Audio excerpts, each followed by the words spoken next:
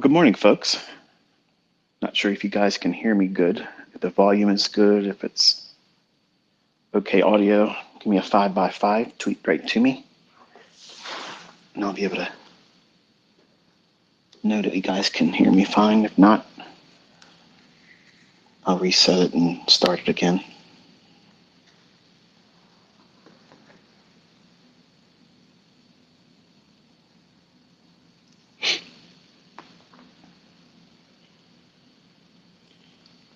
Awesome. Hope everybody's doing well. I am actually having a wonderful Saturday. I enjoyed the first day. If you guys give me a couple minutes, I promise it'll be like 3 minutes or less to update you on everything personally. But I lost one of my boxers on the 11th of this month, and that's been very depressing for me. And I've really not had a whole lot of mojo to get out here and produce much content or do very much of anything. So in our struggle of dealing with that, because I view my pets as part of my family. They're not just dogs, okay? And she's always been a very important part of my life and my family. So we were hurting. I was hurting a lot. And I told my wife, I said, I'm never getting another dog. Like, I can't do it anymore. And I realized that I need to have someone else to love in addition. So I told her, I said, let's go get another boxer. We went and got 2 of them. So I said, well, if we're going to get one, we got to get 2. Because Bailey, she's getting older too. And if she passes away, we're going to be in that same situation. So we bought 2 boxers that are absolutely beautiful. Piper and Scout are their names. So Scout's the brindle colored one, and fawn one is Scout. So anyway, I'm upbeat. I'm having a wonderful time. Yesterday I tweeted, I said, a teaching later today. I was so out of whack, I thought it was Saturday. Like, I literally thought it was Saturday when I sent the tweet. And I blocked some guy saying, if you're going to make a commitment, to teach something, stick to it. I had to block that guy. Sorry. So if you respond under another account, just don't do that stuff to me again, because I don't owe you anything. But that's where I've been for the last couple of weeks. Mentally, I've just been not really in it. So today's discussion, we're going to get to it now. I mentioned in the title, it's more or less an advice for a son who trades. And it's easy for all of you to take this also as a means of building a foundation. The assumption is that the listener has gone the route of a funded account trader. Now, I'm going to say some things in here that's going to probably piss off a lot of the funded account companies. It's not my intention to do that, because if it was my intention, I would just tell my son, don't do it. And I would just throw $50,000 into an account and say, here, let's just do that. But he wants to do this on his own. And I have to appreciate and respect that, as any father would. I don't think it's the right way for him personally, and he's found that out. Okay, so just know that if you're going to be a funded account company and you're listening into this, just know that I don't have any particular beef with any single one of you, but I know that there are a great deal of hurdles that the average person goes through. And while it may be said that funded account companies do this and do that for the client, there are some things that are glaring, obvious mathematical hurdles that most people don't look at it. And I'm going to kind of like talk about that today. So it kind of makes it even harder than trading really is. And I'll touch on that. And my son now knows what that feels like, which is what I was trying to spare him of. And once you have those cuts, once you have those deep cuts mentally about losing, about measuring up, and falling short of goals, which is fine. That part's fine. Falling short of a goal, as long as you're moving in the direction of your goals, and my belief is that that's fine. Because nobody's going to get it 100% right from the first step into any journey. It just doesn't work that way. And this is absolutely not going to be the case for any of you, because it's very challenging. So obviously, I mentioned over the last couple months that my son Cameron, who just recently turned 18 in February, he's took it upon himself to want to come out here and try to prove to the world his dad is ICT and he can teach people how to do this and yada yada, and he's going to go out here and make money and go after the trolls. That was his mentality. That was his whole reason for doing it. And while that may be admirable to some of you, I thought it was rather stupid. And I told him this before. I said, you're going into this for all the wrong reasons. You're going in to do something other than be good at it for the sake of being good at it, and identifying the fact that it's going to take you time. It's going to take you time to get over all the learning hurdles, all the things that you're going to discover about yourself, the things that you thought you were going to be strong at, they're going to be the weaknesses in your trading. And it sounds like it can't be possible, but it is. You're confident in your ability to do things that are outside of trading. So therefore, a male mindset, and he's the one out of all my kids that are most likely to be Mr. Testosterone. Okay, he's the largest of all of them. He's bigger than I am. He's taller than I am. He's stronger than I am. And he feels that his athleticism and his ability to be a gamer online, he does a lot of that stuff, he's very good at that. And he's never had any kind of hardships in his academics. We homeschool him. And he felt that he was just going to walk out there and just conquer everything and go on YouTube and literally go in the comment section of the few yahoos out there that like to make a career out of trolling me and try to make ad revenue off of being negative against me, which is fine. And yeah, that's fine. If they have to do that to make their children eat and have Christmas, that's wonderful. I'm not worried about it. It's not changing anything with me. But I told him, I said, that's the worst thing to do. And that's many times what I say to you as my students, don't go into this trying to go onto social media and show your trading prowess as a report card. That's why I believe if you're going to have a MyFX book, if you're a Forex trader, that should be kept private. It absolutely should be kept private. Because as soon as you feel like you got to unzip your pants and show the world where you're measuring right now, you've lost the plot. You've literally lost the plot because you now have put a mile marker out there saying, okay, I felt so insignificant at that very moment that I had to go out and do those types of things to measure up, to let people see me and recognize me. But what you have just done is you've established a baseline now. Now you have to climb up above that. What if you don't have the skill set to do it yet? And most of you listening don't have that skill set. You're just now learning. You're learning how to find setups. You're trying to read price action. You're not even at a stage where you should be going out there trying to get a combine passed with a funded account, whether it be Forex or futures. You're not prepared. My son was not prepared, period. But left to his own devices, left to his own unctions and need to be significant, to do something emotionally, which would have been toxic even more if he would have been successful, because then he would have been he has the ability to become the biggest prick in trading. You think I'm arrogant? This little bitch, okay, would literally be a menace because he's got that arrogance flare in him, and that's what he's suffering from that right now because he wanted it to be easy for him. It can be, it will be easy for him, but he has to do it that way. That's just the way it's going to have to be. And the things that I was trying to spare him and what I try to spare all of you who listen to me, I try to tell you how to go into this with the right mindset, because you can make as much money as you want, but you have to be willing to lose as much as you can afford. Think about that. That's a sermon in and of itself. I could teach on that whole premise right there for the rest of this year and not scratch the surface of the importance of knowing what I just said there. But all of you come into this and you want to do something Olympic. Go out there with the least amount of experience, the least of know-how, no responsibility whatsoever, because it's going to be the funded account's fault that you lost. It's going to be TradeOvate's data thing because you lost. Let me tell you something. Cameron got funded, yes, but you know what? He blew one of those accounts. He had 4 of them going because they were like $49 or $50. I think it's $50. Don't quote me. I might be saying that part wrong, but he had 4 of them going. And his mentality was, I'm going to get one of them. He got one of them, but one of them he lost. And he bitched about how he didn't get the fill he should have gotten, but he let it ride. And Top Step, if you're listening, do not give him a credit. I'm not asking for fucking charity for my son. Don't do it.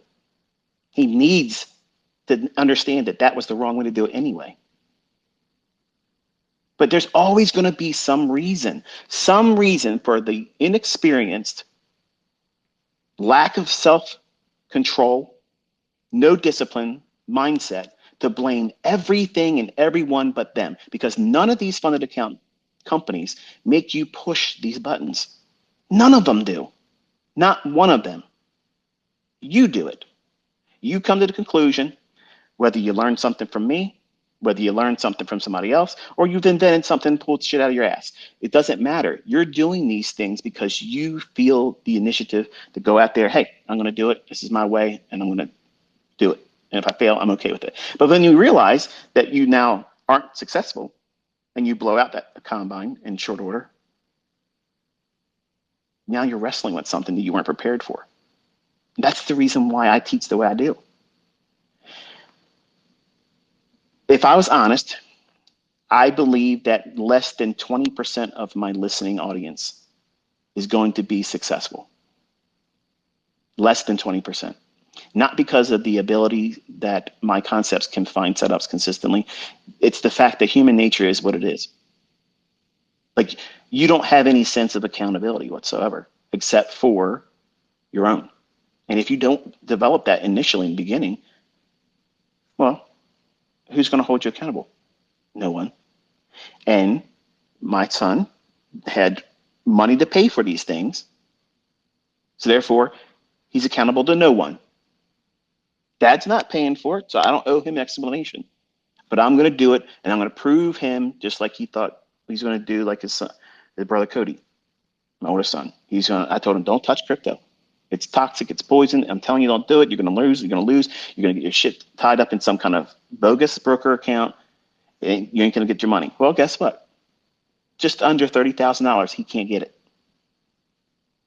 Well, there you go. Didn't learn. This one here, the most arrogant of all my boys, really the only arrogant one. I'm going to go out there. I'm going to conquer futures. And I'm going to do it without your money. You're not going to help me because everybody's going to say that you did it for me. Well, hey, I can appreciate that. I was like, man, if you listen to me, son, you'll be able to do this in shit easy. It'll be easy. It'll be a cakewalk if you just listen. But it's not going to be as fast as you want it to be. No, I ain't got time for that. I got trolls to slap. So what did he do? He rushed. He rushed to get in there for an emotional stimuli that doesn't make any fucking money. Here's my MyFX book. I'm down 5%. I've not been able to come out of that drawdown for 9 months. But here you go. I'm teaching. You want to learn from me? Devastating. That's devastating to a guru mentor. And it's devastating to you as someone that's trying to learn how to trade. Should you have those KPI stats, those measurements, those tools to measure your ability to manage risk? How do you come back from drawdown? What's your accuracy? What's your R multiples? All those things. Should you have those? Yes, but they should be personal. Everything in trading should be personal.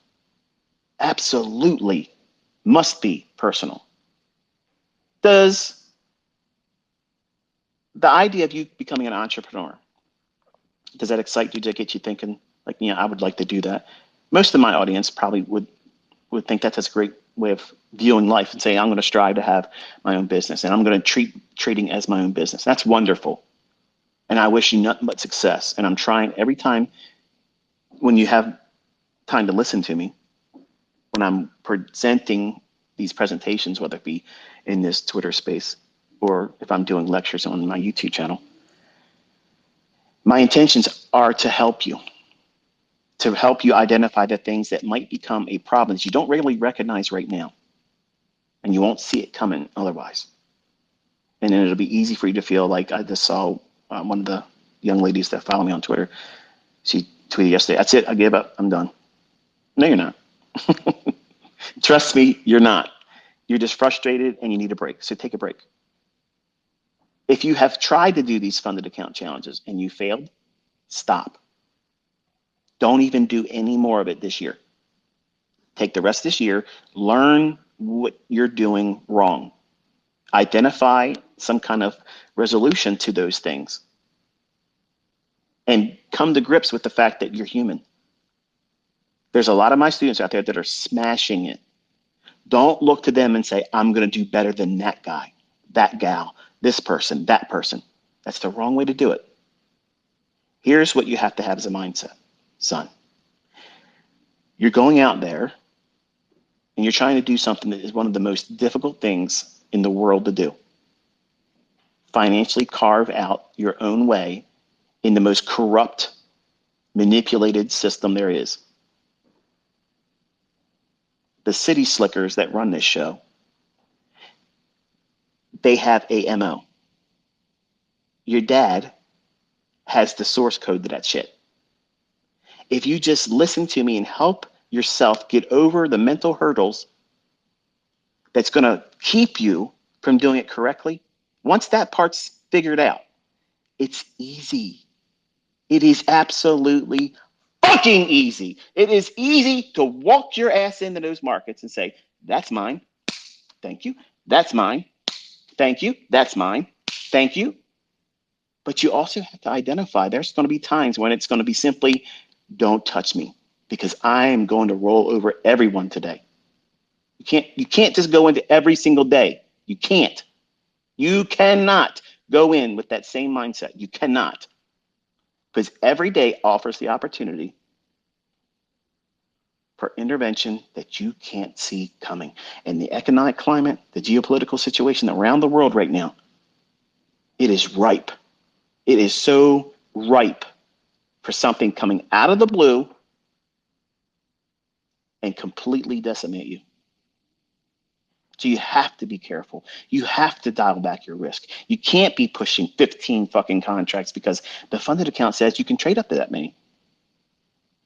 It doesn't mean that you're not my son if you don't do 15 contracts because that's the maximum they allow. A dumbass trades with 15 contracts. A stupid, dumb fuck that doesn't know how to trade is going to be using those 15 contracts. And they're going to be resetting their accounts every 10 to 12 days. It's going to happen. Don't believe me? Ask the people that are doing it. How many times, when did that account start? You'll see that they've been resetting and resetting and resetting and resetting. That's the reality. But you're only seeing a small piece of what social media shows you. I give you everything that's going to fucking hurt you. And I give you everything that's going to help you. If you don't want to listen to the things that's going to derail you, it does not matter how strong my weapons are. You'll cut your damn hands off. What use is it then? How are you going to wield your sword if you've amputated both your hands? Doing stupid shit, dumb stuff, not listening, trying to run before you've learned how to crawl. The reason why you are all going to fail is because the person that you see in that mirror isn't properly prepared mentally for it. You're looking at trading as a way of getting past some kind of uncomfortable state, whether it be financially or emotionally. They're the two factors. Instead of saying, I have to have a job until I can not afford to go to work for somebody anymore so because I can make more money doing what I'm doing, whether it be running a business or doing trading, either or. You have to submit yourself to that idea. And some of the young folks out there, like, I'm going to quit my job. I see somebody out there all the time, new suggestion. ICT said, quit your job in 90 days, trading this silver bullet. I said I could. That doesn't mean you're absolutely going to be able to. But if you had the right mindset, can someone do that? Yeah. Can someone do that if they're making $250,000 a year? They have mortgages out their ass, college tuitions they're paying off with their kid, a wife that spends money like mine does. You can't do that. You can't. So there's levels to this, okay? And you can't just do a umbrella attachment to everything that either I say or anyone else says about trading, you have to make sure it fits you. And what I do and how I teach, I make it scalable so that way you can take everything that I teach and make it applicable to you. Unless I say something specific about Forex being the only way it works here for this, or if I say this is a futures thing, don't try to use it for Forex. Unless I'm saying that at the time about that very specific thing or teaching, it's universal. The universal application of mental preparedness about trading, that's the first stage that you have to get yourself, you have to warm up to the idea that your first year, you're not making money. Can you, if you go out there and trade, get lucky? Sure, you can. Absolutely. But the chances of you doing that consistently, and that's okay for some of you, you just want to win a lottery win. I just want to get a payout. If I can just get this damn credit card paid off, I got over leveraged. They're charging me 36% a month. Oh, I just got to pay some debts off. You're doing it wrong. You're absolutely doing it wrong. So what I did was I asked my son, I said, where do you see yourself? If dad does not give you anything going forward, where do you see yourself? He talked about a welder and do his own welding business. He talked about being in HVAC and learning how to do that as a business, but he wants to be a business owner. So I love that part of it. I just don't like the fact that he wants to be a grunt. But I know that that has to happen. I've allowed him to work at a coffee shop.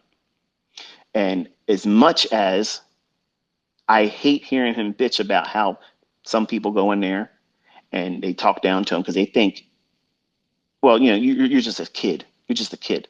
They don't know his pedigree. They don't know where he came from. I could buy and sell that fucking company. Bottom line is he has to be work hardened. He has to understand what keeps him doing the things and following the rules. Otherwise, he spends the rest of his life doing that kind of stuff, answering to the man. Can I have off? Can I go home early? Do I have to stay over because you asked me? Can I get a vacation on this week? See, these are questions that I don't want my children ever to have to ask for.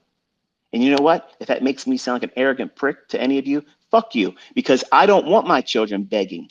You shouldn't be begging. I don't want any of you listening to me ever feeling like you're in that situation. And I don't want you to feel that way for your kids to grow up and depend, if you will, on somebody else feeding you or them. That's a terrible feeling. It sucks. You don't have control of your life. You have zero control of your life. You're at the mercy. If you're part of the working class, and let me tell you something, I was there. I did shit jobs. Shit jobs. I told my wife we were driving around, and all this is pertinent to this conversation, by the way. So if this doesn't, scratch the itch, go watch something else or listen to something else, or complain to me on Twitter so I can block you. We're out taking a drive like we normally do, and I said, "How many jobs have you had in your lifetime? And when did you first start working?" And she's like, "Well, this, that." And she had like 4 jobs. Started real young as a teenager. And when I was 16, my first job was a dishwasher. And long story short, I went through a lot of things, and I had 28 jobs. 28 W-2 paying jobs. Now, some of them I worked one day. Some of them I didn't even work a day. There was a place up in Bell Camp. It was a rubber tube manufacturing place. Place stunk really bad. I got in there and they were going to pay me $18 an hour. Back then it was great money, but I couldn't tolerate it. I just said, "Went up to the supervisor, I gotta go. Can't do this." "Are you sure?" "Damn right I'm sure. I'm out of here. Don't even worry about the hour I've been here. Keep it." So I've had a lot of attempts to be an employee. I just failed at it. And guess what? I am proud to tell you, I failed as an employee because I shine as an entrepreneur. I'm not made to be somebody's fucking slave. I'm not made to be like that. And neither are you. But you're convinced and told otherwise by the shit you watch on TV, the movies that you watch, the people you hang around with. Man, I got a good job. What? There's no jobs that are good. None of them are good. None of them are good. So here's my son growing up, seeing the way we live, how we live, what we do. I don't look at price tags. If I want something, I buy it. Nobody tells me I can and can't. Whatever I want, I get. Whatever I want to drive, I buy. So how could he as my son understand the hardships that was felt for me and like all of you that have to do the same stuff until you don't have to anymore? How do they understand how to get past that or appreciate the fact that, yeah, this isn't the right way? They have to be put in a situation where they do it. But my kids aren't lazy. So when they get in there, they start doing it. You know what it was like when you first got your first paycheck, right? It's like, man, this is my money. I made this money. It's only like 300 and some dollars after taxes, but damn it, that's your money. You earned it. It's something special about it. It's meaningful to you. It's not that it's a lot of money. It's just the fact that you earned it. You felt good because you did it. You went through the process to get there. Well, guess what that is? That's fucking trading. You traded your time, your energy, your life force, your time clock that's ticking down faster and faster as you get older. You gave up a lot of that, 40 hours for that week to get that minuscule pittance of money. Well done. You got raped. Well done. You got taken advantage of. And you're going to have the audacity to call it a good job. This is a good experience. No, it's not. It's experience. It's useful experience, but it's not good. It needs to be work hardening. That means you see it, you have to do it, you're told to do it, and you can't not do it to get paid. You have to do it. So you have to follow rules. You have to stay within a parameter, do this, do that, just to get paid off. But then you got to do it again. And where does that lead you? Nowhere. You're not going to make any money.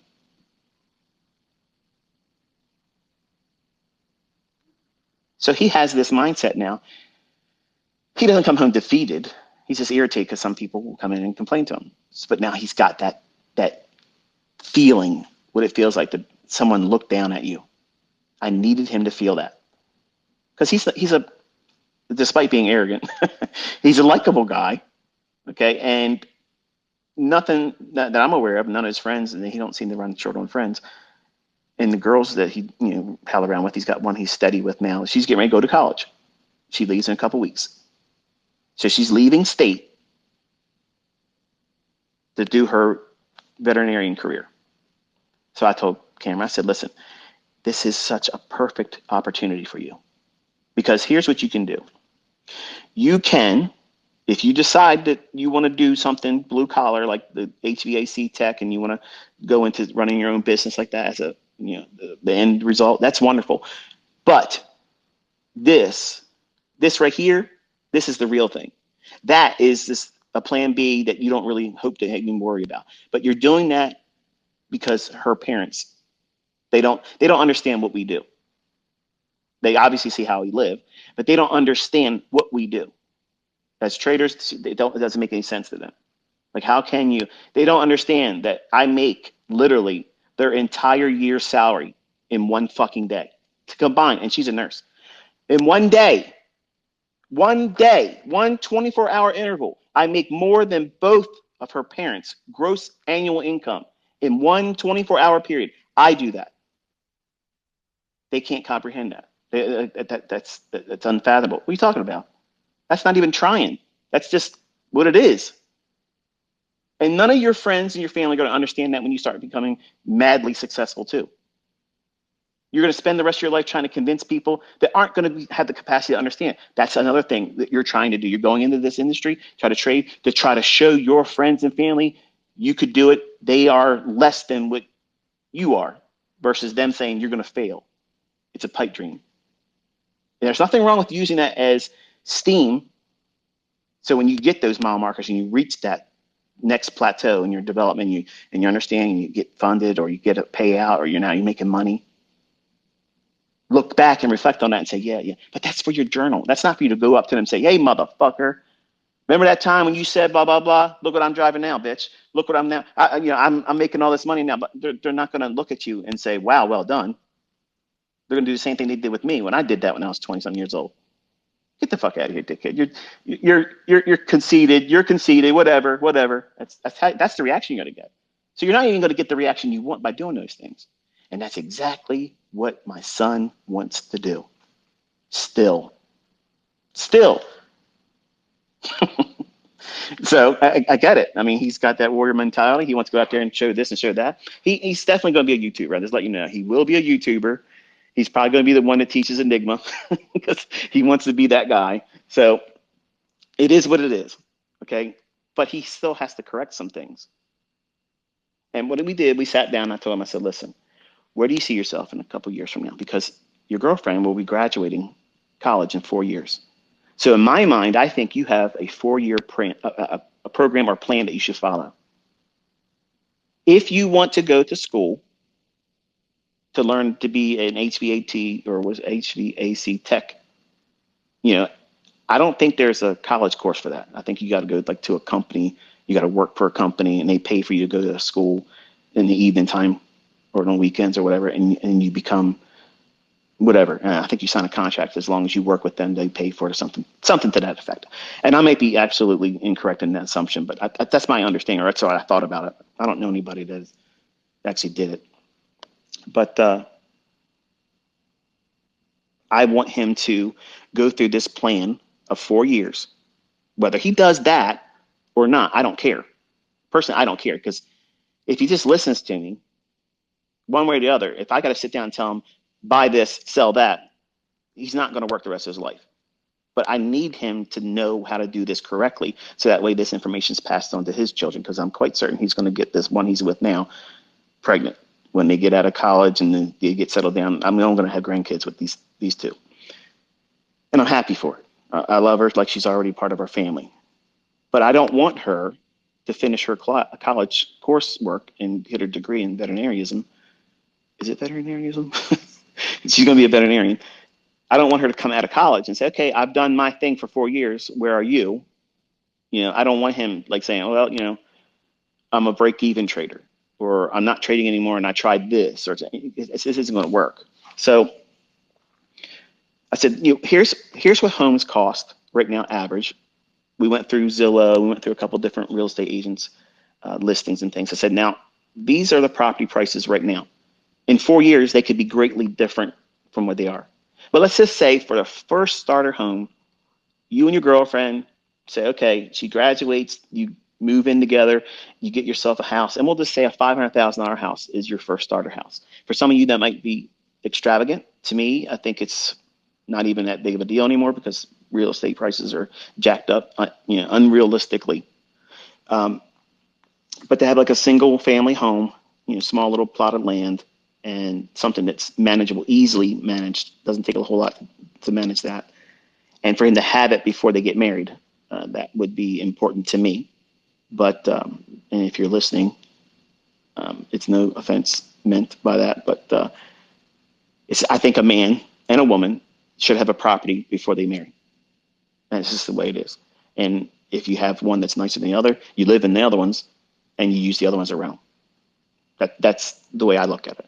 But too many times people get with people and they acquire something, and then all of a sudden now you're in court trying to fight who gets it, when one party didn't really earn it.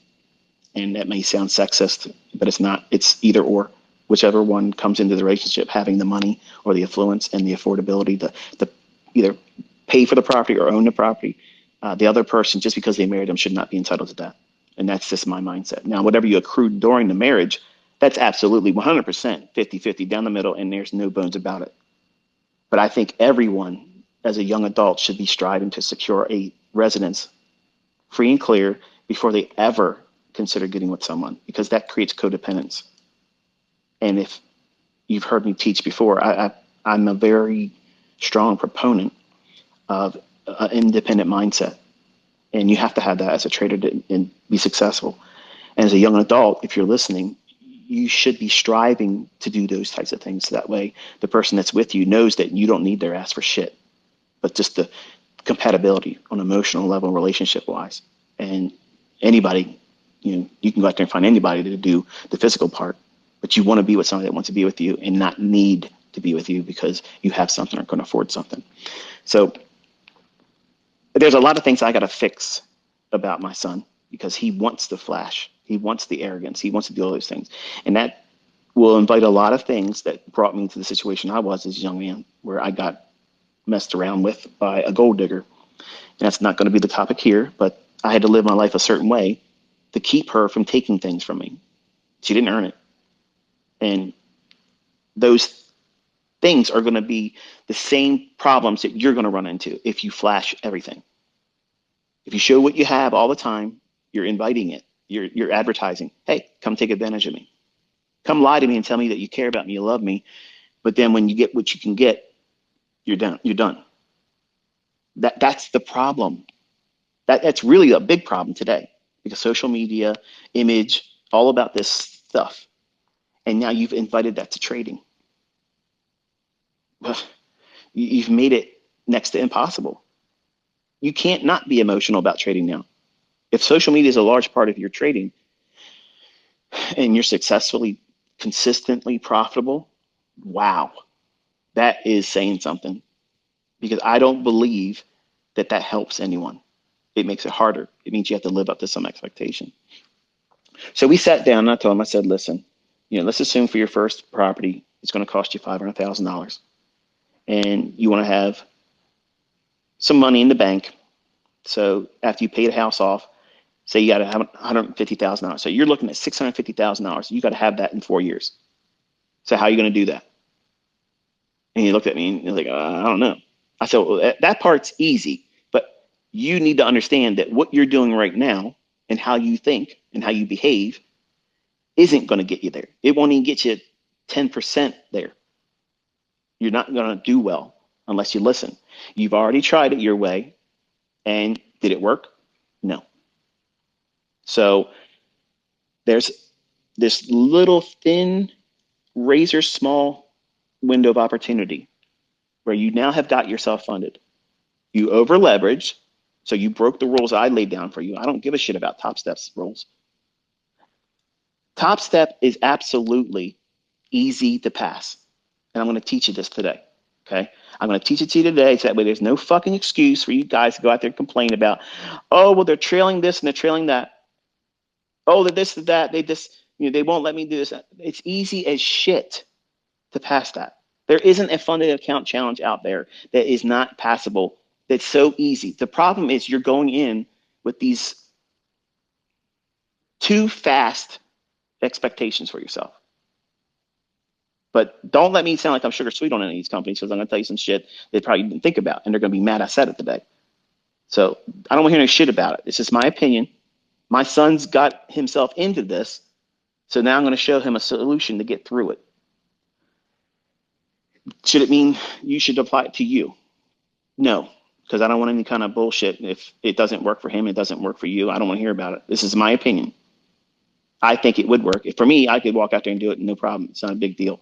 I know some of these companies out there would love nothing more for me to do it, because you'll trade copy every fucking thing I do. And I get it. I understand that.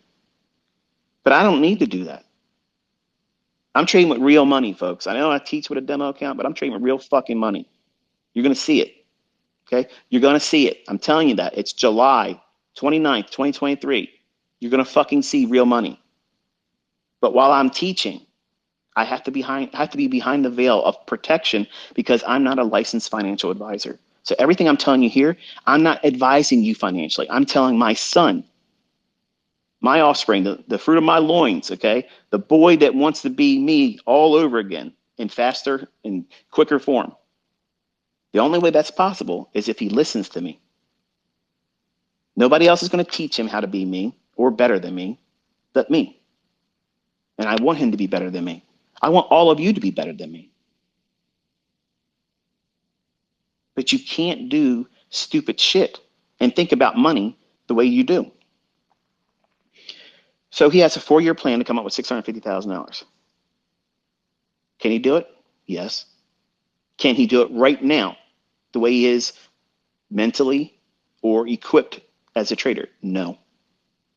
Am I embarrassed to say that? No. He literally just started doing this a couple months ago, and he has not listened. Doesn't listen. Have you studied the chart today on this move? No, I'll get back to it. What are you talking about? There's times. The silver bullet, I created that for him. The 2022 model, I created that for my daughter. Think. I'm doing this actively, interactive with all of you. You're not entitled to this stuff. And I'm hoping that they feel, because they're social media mindsets, I'm hoping they will feel like they have to put more effort into it now because they invited that. They wanted it. They wanted to be in the social media element. They want to be out there on my YouTube channel talking face to face and be seen by everybody. They want that because they want to be able to testify and say, none of you people know what the fuck you're talking about. Like, this is what we really do. This is how we live. This is how it really is. And you don't see the half of it. But I don't need that. I don't want them doing that. Just like I teach you. Like I said, when I'm talking these discussions, whether it be in video, I'm talking to my children all the time. All the time. You got a foul mouth, ICT. You talk to your children like that? Sometimes I do. I don't walk on water. I repent. I make mistakes. I sin. I do those things. But I'm passionate. And sometimes my passion comes through with no filter. And that's just the way it is. So he has $650,000 he's got to make in 4 years. And he has a funded account that he has not executed on yet. They sent him an email. They finally got his email resolved. And said, okay, to start your funded account, you have to pay some kind of, I don't know what it was, some kind of fee, he said it was. So, okay, that's fine. I know they expect you to pay something each month or whatever. So let's talk about that. Let's get this stuff out of the way because I know some of them are just waiting on bated breath to hear what I'm going to say about them. You ever think about what combine you're going to do? I know, like I'm going to use Top Step because that's the only one I've seen because of my son being involved in it. That's it. Okay. The idea of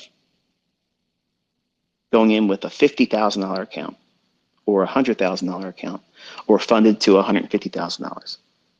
They have like a thing on there, at least when I checked it this morning before I got on here, because I want to have some of the numbers correct before I started talking about it. I didn't want to be saying things that were not accurate at the time of this presentation, which is July 29th, 2023.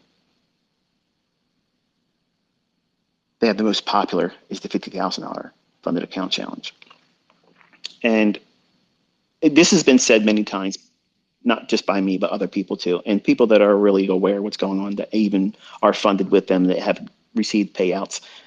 When you say, or you get a certificate, or you're funded as part of some kind of $50,000 account, or 100,000 or 150,000, you don't have 50,000 or 100,000 or 150,000. You have as much money as they'll let you before they stop you from trading. So in reality, what you have is for a $50,000 account, you have $2,000 trading account. That's it. That's all you got. For $100,000, you have $3,000. That's once you lose that, you're done. You got to reset or walk away. And for 150,000, you have a $4,500 account. So for any of you that are out there trading with multiple mini contracts, trading with that size, you're fucking stupid. Okay? You're absolutely fucking stupid. You're literally over leveraging to the fucking gills. You have no idea what you're doing. You're the worst fucking money manager there is if you're literally trading more than one contract on any one of those things. If you're trading a mini, one singular mini with that $50,000 funded account, you're absolutely going to blow your brains out. You're going to fail. You're over leveraged. Look how fast NASDAQ moves. She likes to run. Once she stretches her legs and starts finding her stride, it can really gallop. How many of those points can you handle if you're doing the maximum of 5 contracts? Because that's what they offer. You can trade up to 5 contracts.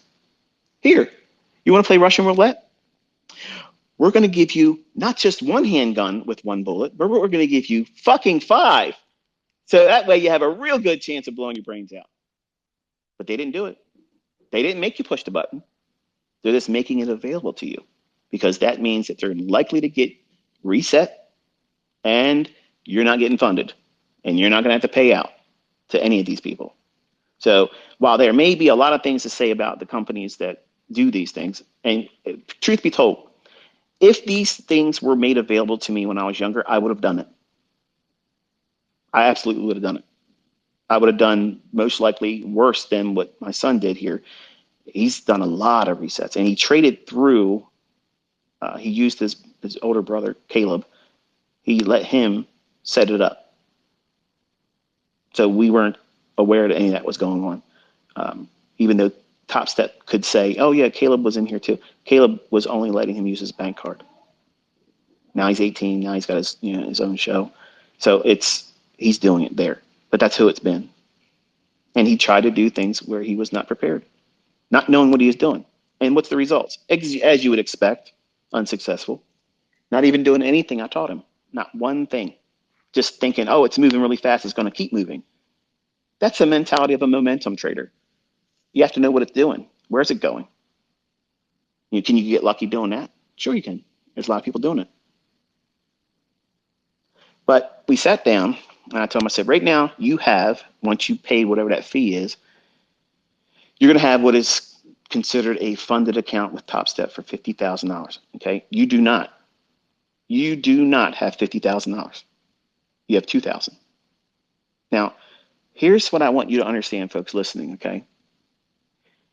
If you have that funded account at $50,000, and you can do the math on all the other tiers, whether it be the 100%, I'm sorry, the 100,000 or the $150,000 funded account, every month you have to pay some kind of subscription fee to that. Okay. Here's the part of the financial illiteracy none of you are tapping into and correcting. The fact that you're trying to say that you have a $50,000 account, and my son, once he gets the fee paid, he does not have a $50,000 funded account. He has a relationship with a company that says we will pay out 90% on anything that you earn, as long as everything that we've given you in terms of parameters are met and not exceeded. Okay, wonderful. But you don't have a $50,000 account. You have a $2,000 account that you have to pay. And if they do raise the money back up to their right now, it's it's $49 a month. And I'm sure they probably got a lot of people sign up because it got real cheap. And that, to me, I think that's what they should do, because the stats are going to stay the same. Most people are going to fail. If I was Michael that runs Top Step, I would literally keep it $49. The pay structure they have right now, I would keep it just like that. The fucking volume that's going to bring in would way outdo what they're going to do, because number one, there's a lot of shit going on because the TradingView and the Trade-Evade link up, it's not available anymore. And from me and my community, we're crew TradingView. Okay, and I don't have any affiliation with them. They don't pay me. They've asked me to have business relationship with them a couple of weeks ago. I said no. I don't do any affiliate, nothing. So my opinion is absolutely mine. It's not influenced by anybody paying me. It's just, this is my opinion. And if it's good, it's great. If it's not good, accept the fact that it's my opinion. I don't want any kickbacks from any company. I'm not interested. But eventually, if they take it back to what they were expecting people to pay, I think, if I'm not mistaken, it was $165 a month. Okay. So if you have a $2,000 trading account, not $50,000, you have $2,000. And you're paying $165, you're basically in a credit card format. You're paying 8.25% to have access to $2,000 that doesn't even exist. Hello. That's like fractional reserve banking. Listen, I'm not knocking them. That's fucking amazing. If they have people constantly coming and doing that, that's wonderful. My job and role as a teacher is to show you there are weaknesses. There's things that you can exploit. You can beat their ass. You can get paid from these companies. I have students that are doing it, but most of you don't know how to view this stuff. Think about it. Have you really strongly considered the monthly fee and what you're really paying, you're paying the equivalent of 8.25% interest, whether you make money or not. And it's the same ratio, whether you go up to the 150,000 or the 100,000. It's anywhere between 8.33% or, in this case, 8.25% for the $50,000 account. So out of the $2,000 that you really have access to, you're paying $165 a month towards that. So you're paying 8.25%. So you now have to do what? You got to make 8.25% just to break even. None of you can fucking probably do that now, even in a demo account. But you're in a rush to get out there and trade in these fucking combines. You're financially illiterate. That's why I talk to you the way I talk to you. That's why I give you all of these things to understand how you're supposed to think about money, how you're supposed to behave, how you're supposed to conduct this as a business. When you trade with these companies, this is exactly what I'm having my son do. Because he's not going to stay with this company, and he's never going to go into another funded account, ever. He put money into it. We're going to take that money back. He's going to make probably $10,000, and then he's stopping. Then he's going to take that $10,000, and he's going to put it in AMP futures. He's going to trade with a real broker that pays commission, and he can get a fucking wire withdrawal every single day when he makes it.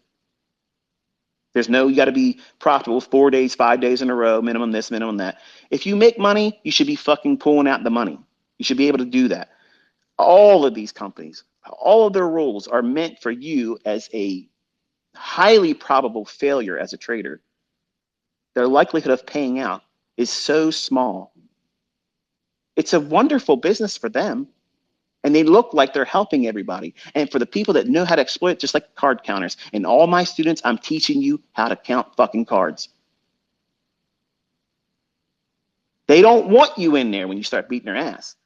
Whether they want to put a copy on there or not, they can't try. They can't copy everybody, okay? Because the flash in the pan guys that come in there and do it real quick, boom, make your money, get out, and then go trade with a real broker. If you're stuck and you don't have the money to do it, and you can't scrape up the amount of money to be properly funded, and you're probably saying, well, $10,000, Michael, that's nothing. You don't even know where I'm going yet. Just sit down. But you're trading with $2,000, and you're literally trying to trade with a mini contract, whether it be S&P or NASDAQ. You have such a small razor edge to walk on before you're ended, just because of the natural volatility that we have in the markets right now. And I'm sorry, listen, folks, I'm sorry if you think I'm beating up any one particular company, or that's not what I'm saying here. And if you own one of these companies and you're pissed off right now, you know what I'm saying is the fucking truth.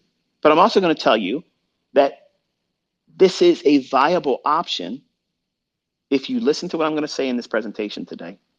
If you follow these fucking rules, you stand a far better chance than doing anything else out there. I don't need to do a funded account challenge to know how to whip their ass at it. I don't need to do that. I have the perfect laboratory experiment right now because my son listened, pushed the button, now he's funded. But he needs to know how to do it. That's why I'm invested into it. That's the only reason why. I want him, he wants to do it with his own money? Wonderful. You don't want to take my money? Wonderful. So now, listen. Go out there, do what I told you to do, follow the rules, learn how to follow the rules and be comfortable doing it. Be comfortable taking a loss. Don't try to trade with the largest position. You're going to do it with the least, because that's how you beat them. They all are inviting you to use the big battle axe. Here, come in here and use the fucking bazooka. We can let you trade up to 15 contracts with a $4,500 account. What the hell? AMP futures will let you trade full mini with $300 margin. There you go. So there are brokers out there that will let you trade ridiculous leverage, which I think that is absolutely ridiculous. But you're all thinking, because here's why you're thinking you have to have big leverage. Okay. Every time Dick and Harry and Patrick will want to swing with 15 contracts because they know in their heart of hearts they're going to have the inevitable tailspin and blowout. So they want to get those big wins when they're on a roll, but they already know deep down inside in their conscience, they know that one thing's coming, and it's the thing that you don't see. That's the part that social media hides from you. The people that are on social media, they hide that. Here's the challenge for the people out there that say, I am a funded account challenge beater, and I am trading with a funded account, and this is what I'm making today. Show us the end of the fucking year. Start right now, the Monday. Forget, we'll expunge the career up to now for this year. Start your account funded combine on Monday. Get funded. Show that publicly what the account number is. Okay. And go through the logic of showing it every single day and how you got paid out at the end of the year. Do that. Because that's what I don't see. I don't see that with any of these guys or gals. And you're not entitled to do it. I just see these personalities out there. They're trying to say, because I'll teach in the demo, what they're doing is far better. When you're not seeing anything except for one small little snapshot of this is what I did today. And the account numbers they've been showing don't even match the ones they had 2 months ago. So that's not the same account. That's reset. How many times did you reset? My son did dozens of this shit. He's wasted money on that. I'm not hiding that. If Top Step was on this fucking thing, they would tell you, yep, that's exactly true. And this is the only one he got past. And he only passed it because I was over his shoulder saying, do that, do this, stop. That's the truth. But he has to do this himself. He has to do it himself. Otherwise, he doesn't know how to do it. And that's what I'm trying to do. I'm trying for him to learn how to do it independent and successfully independent from me. I don't want to go in there and help him by saying, buy here, sell here, stop here, do this. I don't want to do that. Because if I'm doing that, I'm just going to do a family funded management account, which is an LLC. And if you want to learn about that, I'll do it in another Twitter space. But you can create all these things where your children can draw salaries from. And you just do one thing and that's it. They live off of it. That's my plan B. If none of my children, and they have till 30 years old, if they don't know how to do this and they can't do it, then I'm just going to run an account where they make $100,000 a year, and that's all they'll ever make from me. But I only got to do one thing, that one account, and I don't need to do shit to do that.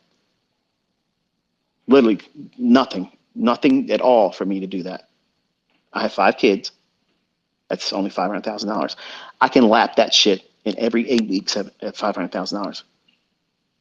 It's easy. That's easy. It's just math, folks. It's just math. You just don't know how to string an equation together to get that number. We're going to talk about that tonight. Well, today. Some of you probably tonight. Yeah. So he has a goal. He has to hit $650,000. And just so you know, Top Step, we won't be doing it through you. we're gonna hit 10,000 and we're gonna pull out. And then at 10,000, we're gonna roll into AMP. And then he's gonna use AMP over the course of the duration between then and when his girlfriend graduates and comes home from college. So he will have post taxes. That means he's got to pay taxes through this, all too, folks. He's going to have $650,000. $500,000 is going towards a home purchase for them, and he'll have $150,000 in the bank. My goal is for him to know how to do this on his own, and he can carve out anywhere between $7,500 to $10,000 a week. Tradable, withdrawable funds. That's my personal goal, as is that.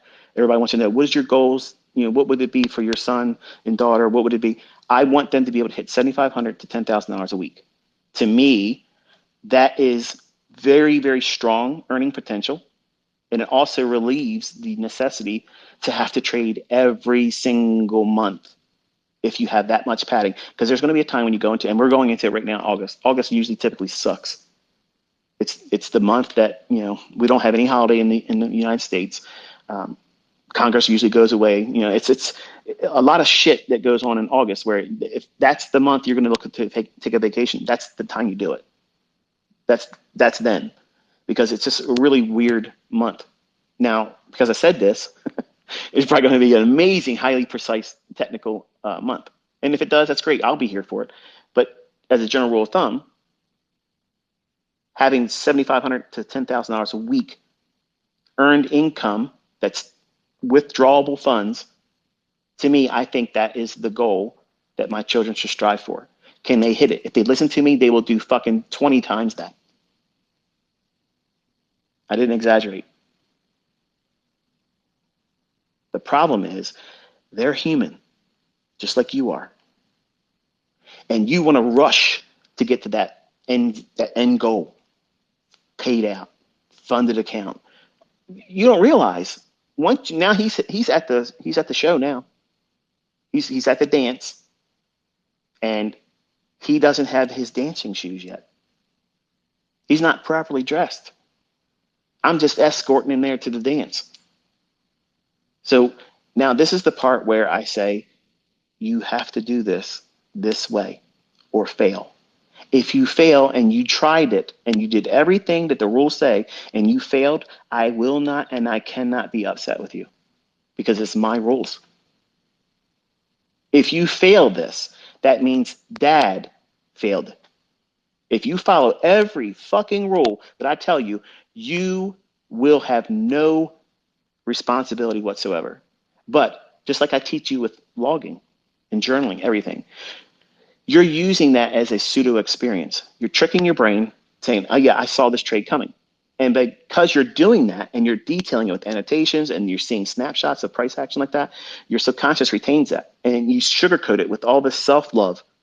Oh, this is great. I loved seeing this happen. It came to fruition just like I thought it would.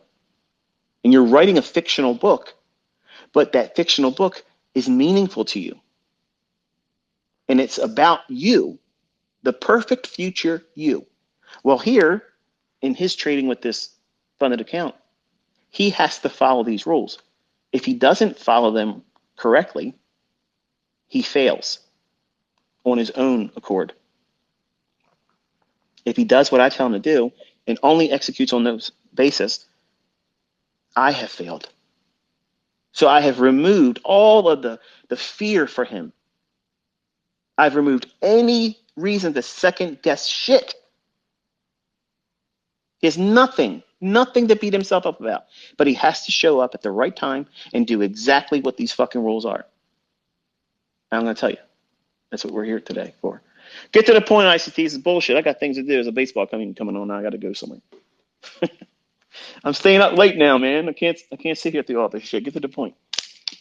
There's going to be like 15 YouTubers tonight splicing all this stuff into this next couple minutes and sparing you all the parts that were really more important. I get it. Ad revenue. So for a $50,000 Top Step account that he has access to once he funds it, pays for it. He's already earned the right to do it. But he's got a $2,000 account just like everybody else that has one. So he can't trade 5 contracts like they say. Can't do it. You're not allowed. That's my rules. Additionally, he cannot trade 1 mini either. What? Well, what is he supposed to trade? A micro. Oh, come on, man. I'm never going to get rich trading micro account. Come on. A micro contract ICT, we're talking about $2. $2 per point. Come on, man. You got something better for me than that? No, that's exactly what you need. That's exactly what you need. Let me give you some numbers. As it is right now, my son, who's 18 years old, just graduated homeschooling, He's fresh out the box. Green, brand new, little whippersnapper. He's cock strong, arrogant, walking around like a peacock, and he ain't got no reason to feel that way because he ain't got anything except for gaming and his athleticism. That's it. The boy makes literally gross $400 a week working at a coffee shop.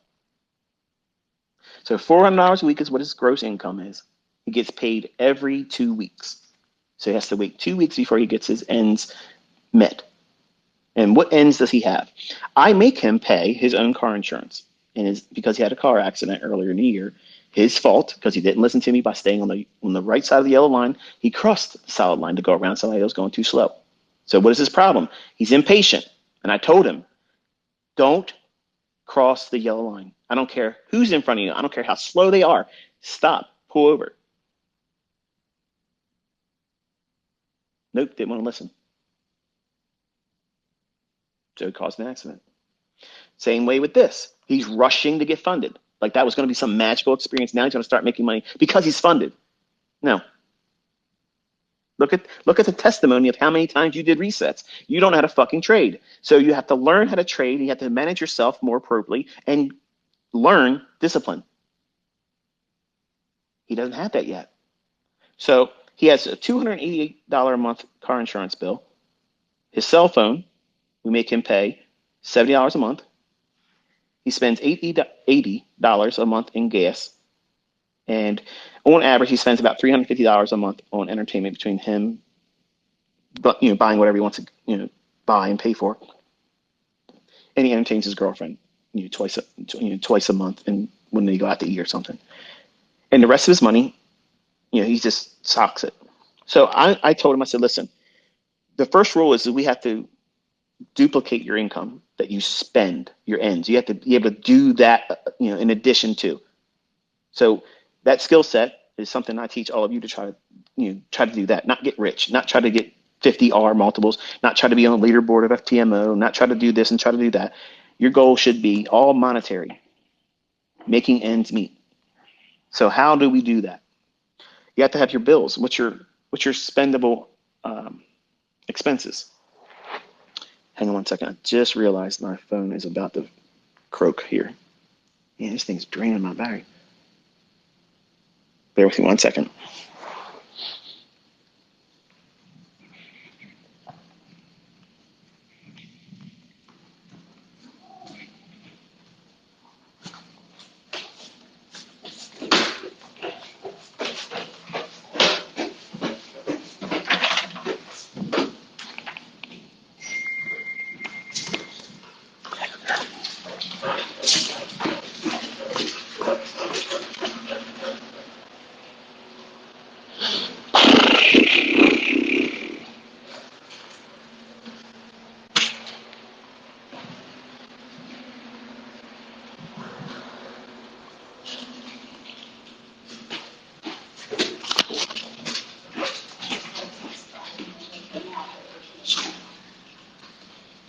Can you watch him for a second? I gotta put Bailey away.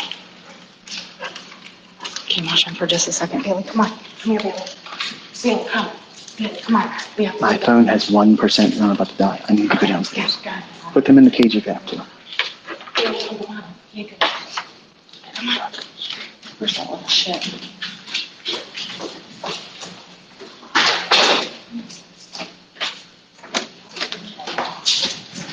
If they don't take American Express, use this Discover card. Here, I'm going to put these right here. Come on, Bailey.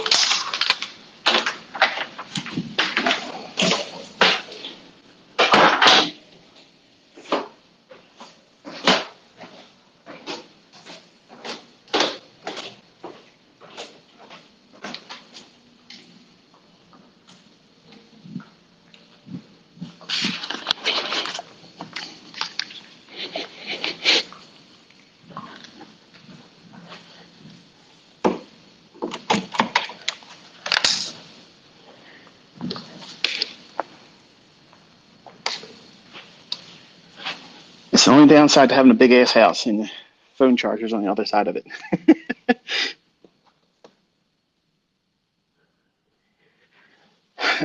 we should be good now. So anyway,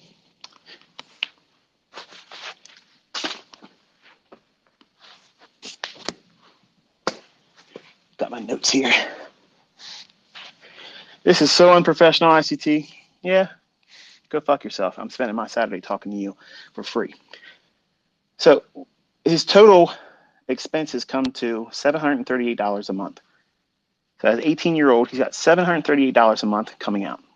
He lives in my home. We feed him, except for if he wants to take his girlfriend or himself out to a restaurant or whatnot. So that's what I'm going to say. Let's set a goal to make $1,000 a month. You have to do this 3 months in a row. You have to do that, because if you do something for 90 days, then you will see that that is something that can repeat. It can become a habit. I don't think 30 days is a groundbreaking thing that creates a habit, because anybody can do something for a month. Think about it. How many times have you done a diet? It should have been a habit. You should have been able to live the rest of your life like that. It's not. 90 days, every successful weight loss program or training regimen, the ones that are seeing the best results always do at least 90 days. Well, in this, because we're talking about money, 1 month, one snapshot of a day, I made this much money today. Look at me. Woo-hoo. It don't mean shit. It don't mean anything. This may not be a lot of money to you. It may not be a lot of money for anyone. But to him, it is, because I don't dole out money. Hang on 1 second. We have an air conditioner guy come in here. I had to make sure my wife had the credit card scheme. She's asking me something. They can't hear you. Yeah. Yeah, just sign it. We have two air conditioners here, and we run them very, very low to keep the house real cold. And yes, it's hot, but our air conditioner on the upper floors won't go down below 70 degrees, and I don't like that. So I have people coming out here if I got to get another unit installed, and that's what it is. But yes, this is what it's like to be on a live session, and I will go off and do different things and discussions, and that's just the way my mind works. But $1,000 a month is what his goal is. So you're probably thinking, okay, $1,000. Okay, how can you do that with a $2,000 trading account? But we'll call it a $50,000 funded account, because that's what everybody wants to call it. It's a $2,000 equity. That's what you have. So I told him, I said, listen, you're already paying what would be equivalent to 8.25% if they go up to 165. If they keep it at $49 a month plus the taxes or whatever it is, you're still paying interest. You're paying on interest to have access to something like a credit card. And if you don't do any trades, you're still paying an interest payment whether you use it or not. That's what you don't realize. When you're looking at these funded account companies, you're paying an interest. A monthly subscription is an interest payment on money that doesn't even exist. Great business model. Great business model. Is it helpful to someone that is not financially literate? Absolutely not. It's like playing Russian roulette. And the ease, or the, I guess you could say, the approachable benefits to being cheaper, you might look at that and say, well, even if I do blow it, I can afford to do $49 again. It doesn't cost that much. Well, that was the mindset my son had. My own son had that same mindset, but he wasn't doing it for $49. He was doing it when it was the full whatever it was. I don't even know how much money he's wasted on it. But I had to get involved and intervene and tell him, look, you have to do this with a structured mindset. You just can't go in there and swing for the fences and just think something magically is going to happen. So I told him, I said, you cannot afford to trade a mini contract. And that's the truth, okay? I'm going to be real blunt with you. For the folks that have $150,000 funded accounts, if you're trading more than 2 contracts, mini, you're asking to blow up. You should be trading 2 micros. Are you fucking kidding me? Yes, absolutely. I'm telling you the truth. I'm telling you the truth. Okay, that's the reality. Because if you have the $150,000 funded account, you can only lose $4,500. If I did that right, and if I read their website correctly, if I'm wrong, I apologize, and I'll retract it and say something in a tweet that would be more accurate. But my understanding is a $150,000 account only affords you to lose up to $4,500, and then $3,000 maximum for a $100,000 funded account, and then $50,000 is you only get to lose $2,000 before they end the show for you. So that's all you have. And while that is a certain measure of being unfortunate in a way, the way it's being presented and packaged, that isn't the end of the road. So here's my son. He's at the cusp of executing on this week. He's going to pay for his funded account to be began. My note says it's an express account. So I don't know what that is, but that's what it apparently will become when he pays for it to begin. So whatever he earns from that point on, as long as he has several days of profitability, he can ask for up to 50% of it. We're not interested in 50% because we're going to do all of it, and then we're done. But the idea is he needs to be trading one micro contract. That's all he can afford to trade. But what if you're a better trader? That's all you can afford to trade. Where am I stuttering in that? You get one contract at the micro level. If you only can afford to lose $2,000, that means you're only trading with one singular micro contract. I see all these guys on YouTube. I watch them, okay? And I love the fact that they have the brass, the moxie to get out there and do that. And sometimes it's very entertaining, okay? Sometimes it's tragic because they're trying, but they're trying with too much leverage and they don't know how to trade. That really compounds it. So my own son fell victim to that same shit where you don't know how to trade and you're trying to over leverage. That's lottery. That's casino mentality. It's you going in there trying to gamble. So I told him, I said, for every $2,000, right now you only have $2,000 you can work with. So if you make $2,000 more, then you can afford to trade a second micro account, contract rather. So now for someone who doesn't know what a micro is, when we talk about trading in minis, for the S&P E-mini contract, for 1 point, that means it's 4 ticks. And what would that look like? If you were trading 4,500 even, and it went up to 4,501, that's 1 handle or 4 ticks, or the equivalent of $50 in change of fluctuation from one price at 4,500 to 4,501. That's $50 increment in terms of monetary value, but it's 4 ticks. For NASDAQ, it's usually, we'll just say 15,800 to 15,801. That's 1 handle or 4 ticks. For a mini, that's $20 in the NASDAQ. So a micro, for S&P micro, it's going to be $5 per point. And you're thinking, what the hell? Well, it's equivalent to the Dow futures. You're just chopping it down from 50 to $5. I can't make money. Man, you can make your whole fucking career income right now trading just one micro.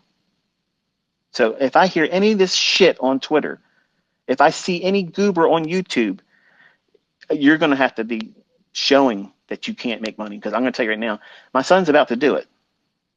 He's about to do this very thing with a micro, not even a mini, okay? He's not even going to do nowhere near what they say they're offering to you. You can trade up to 5 contracts. No. Does that mean he can trade 5 micros? No. $2,000 increments.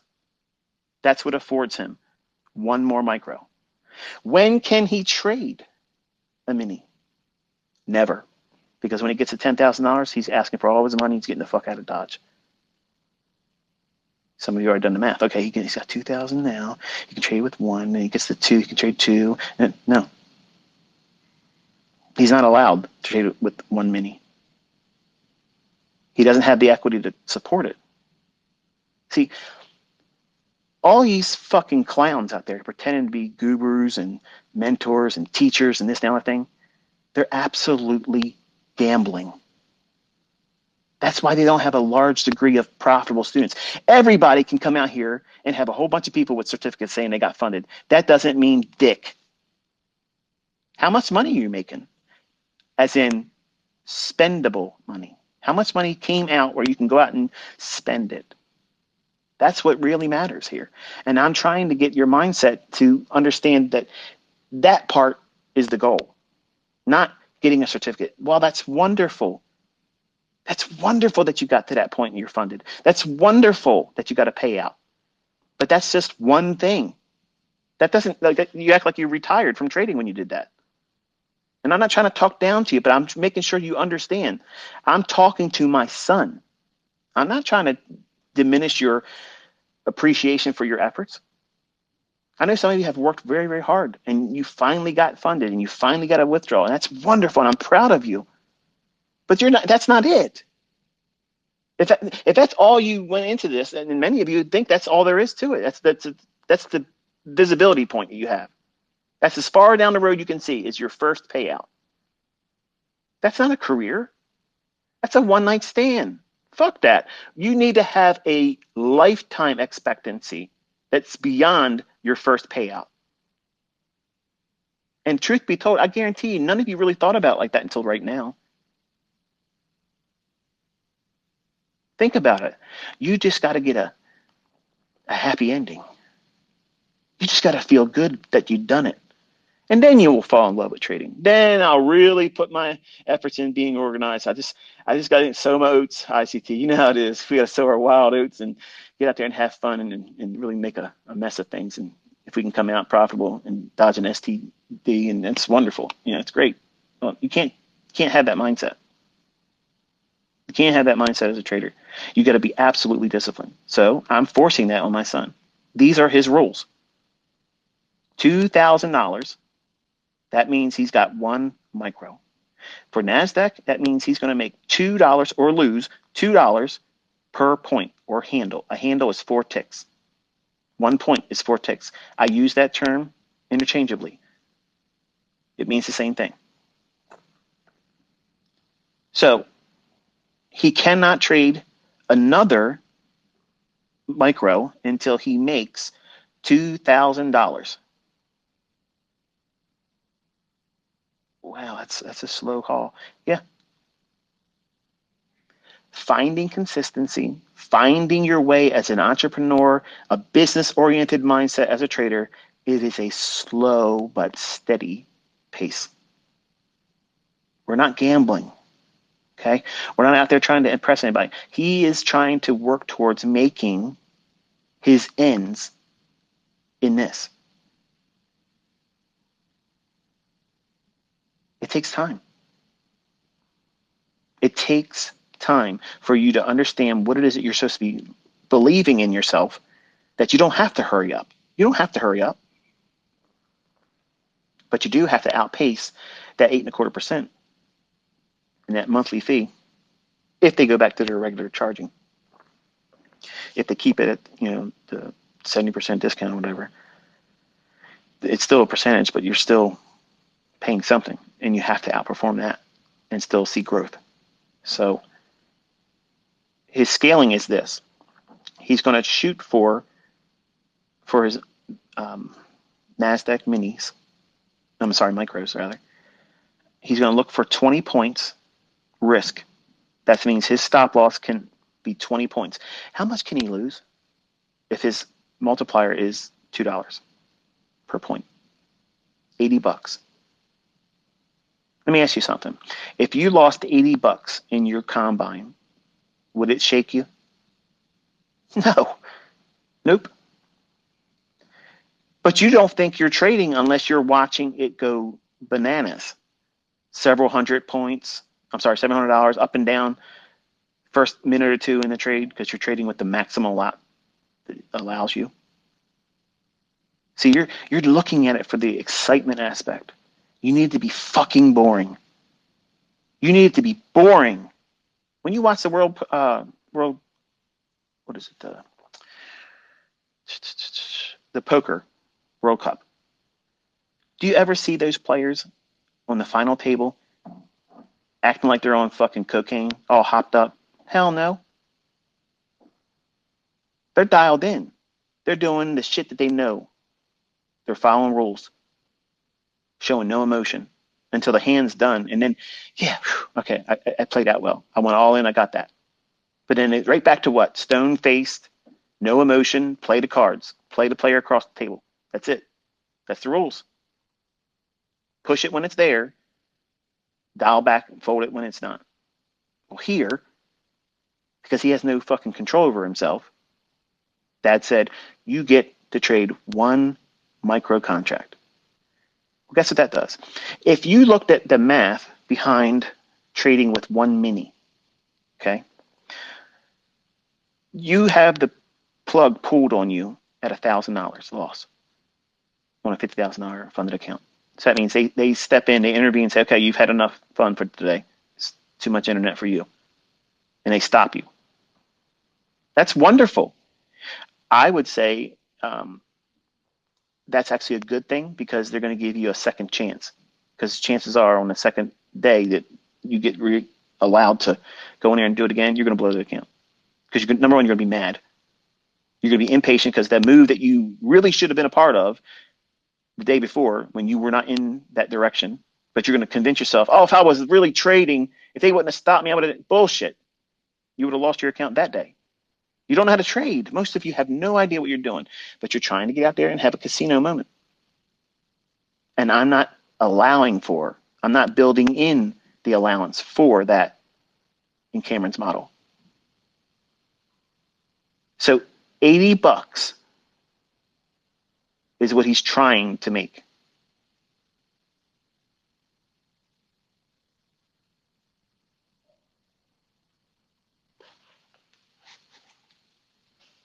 $80 of $738 a month. That's a nice little bite out of that. What happens if you just made $80 a day? You, the person listening to this that has a rent payment or a mortgage payment or a car note that you knew damn well you shouldn't have bought that car. It was too much money for you to buy it, but you had to impress your friends. If you had $80 3 times a week, what would that do for your finances? See, that's how I teach. I try to be a voice of reason so that we understand, number one, if you can get to that point and be consistent about it and not get juiced up on the emotions or lulled into with greed. Oh man, I saw this guy on YouTube. Oh my goodness, man. He just literally just did $10,000. I got to do that. Ask the guy that did $10,000 to show you the same account for 6 weeks. I'll wager that you're not seeing $10,000 growth on the same account. But you'll receive that because it's enticing. That enticement is a big selling point. Like if I was a piece of shit, I could literally market my ass and do all kinds of shit and make millions of dollars every week. That's not my motive. My motive is to teach people how to do this.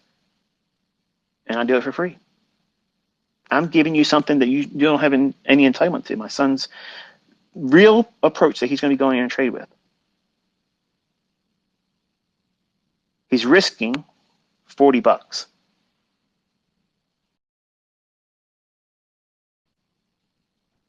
to make 80. For NASDAQ, that's a really simple model. If you look at the silver bullet, which is his model, that's his trading model. I'm not hiding that from you. I'm not hiding it at all. A setup yesterday. If you look at your 1 minute chart, this is the interactive part. If you're not able to look at the charts right now, if you're driving, just know that you can send yourself a tweet or send a tweet to me to make sure that this is what you're looking for. I'm sure somebody else is going to tweet a chart and show you the actual moment. But At 1 p.m. and 56 minutes after, so 1:56 p.m. New York local time yesterday, that very 1 minute fair value gap was the 2 p.m. to 3 p.m. silver bullet. Your entry would have been the 2:41 time, all New York local time. That model was right there. Some of you out there trying to teach my silver bullet on YouTube and other places. I did not say that the fair value gap forms in and only between 2 o'clock and 3 o'clock. You're trading a fair value gap between the time of 2 p.m. and 3 p.m. You're trading a silver bullet that's traded to between the hour of 10 a.m. and 11 a.m. for the AM session. You're trading a London session silver bullet between 3 a.m. and 4 a.m. New York local time. You have 3 fucking chances to do this model. When you get one, you stop, Cameron. Stop. You don't do another one. You don't push it again. You don't try to get more. You stop. If you have a losing trade, you stop. You don't try to get it back that day. You stop. You don't need Top Step to come in and say, well, you lost half your account, because that's what you're doing. You're losing half of your account.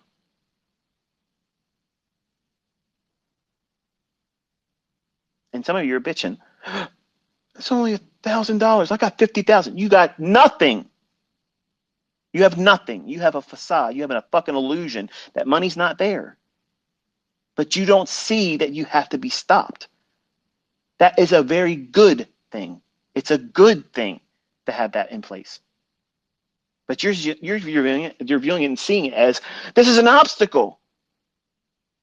Well, it fucking is an obstacle if you're trying to trade with 5 minis and you can only afford to lose $1,000. Let me tell you something. I'm fucking inner circle trader.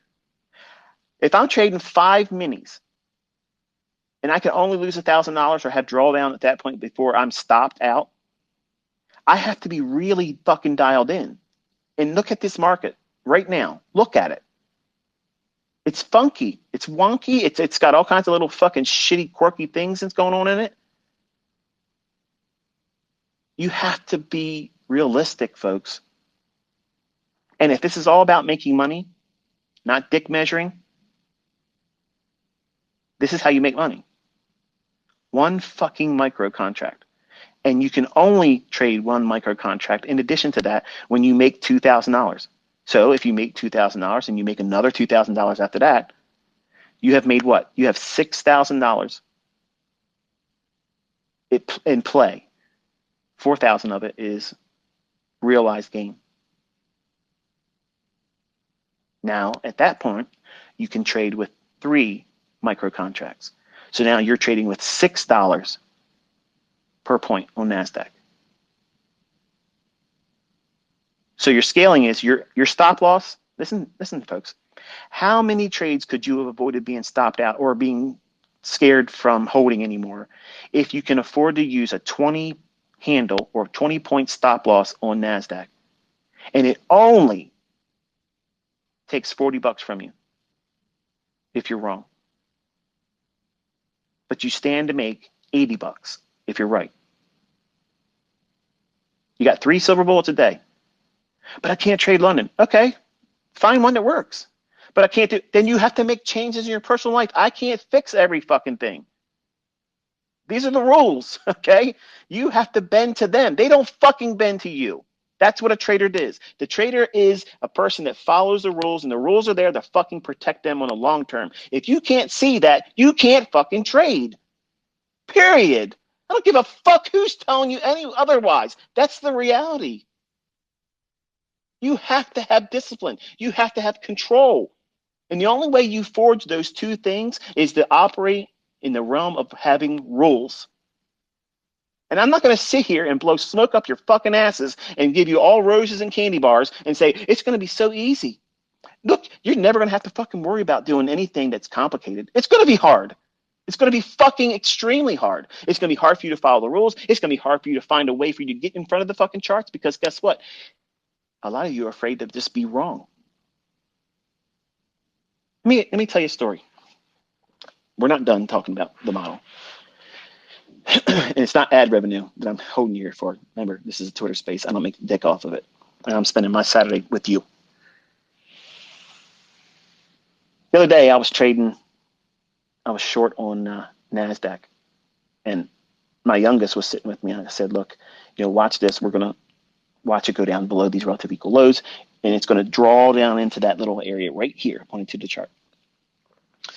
He goes, so, but how are you making money, Dad, if it's going down? Aren't you losing money? I said, no, you can borrow somebody's thing and promise they're going to give it back, but you borrow it and sell it to somebody at a high price, and then you buy it back, just like if you buy a Pokemon card, okay? Because when he was a little bit younger, he was in Pokemon. I said, if you buy a Pokemon card or borrow a Pokemon card from somebody, say, hey, look, can I borrow your Pikachu card? Okay, and I can only say that one because that's the only card I remember from him doing it all. But if you take a Pikachu card and you borrow it from somebody, say, promise I'll give it back to you, but you know that somebody would be willing to pay you $100 for that. You sell it to that person for $100, but you now owe a Pikachu card to that person still that you borrowed it from. Then you go and you wait until you can find somebody that will sell you another Pikachu card in equal or better condition, and you buy it from them cheaper. The difference between what you sold the one at $100 for and one you paid $50 for, or whatever it was, you make the difference. Everybody's answered. They got what they wanted. You were just a middleman. So that was the analogy I had to use for my youngest son for him to understand short selling. If someone would have told me that when I was trying to figure it out, it would have been so much easier for me. But I was afraid of short selling. But we were watching the marketplace, and I kept telling him, I said, look, it's going to go down. And every time it would run out, 15 handles or something, he was like, Dad, aren't you scared right now? And I'm like, no, I want it to go up to this area right here, because if it does, I'm going to sell one more. He goes, but how are you able to make money? If you sell it there, aren't you out? I said, no, I'm adding more. I'm adding one more. Every single time it does this, I'm adding one more. And I kept doing this on a 1 minute chart, kept building it in, building it in, building it in. And we got down and ended up making almost $11,000. He's like, you made $11,000 in like less than an hour. I said, just about an hour, yeah.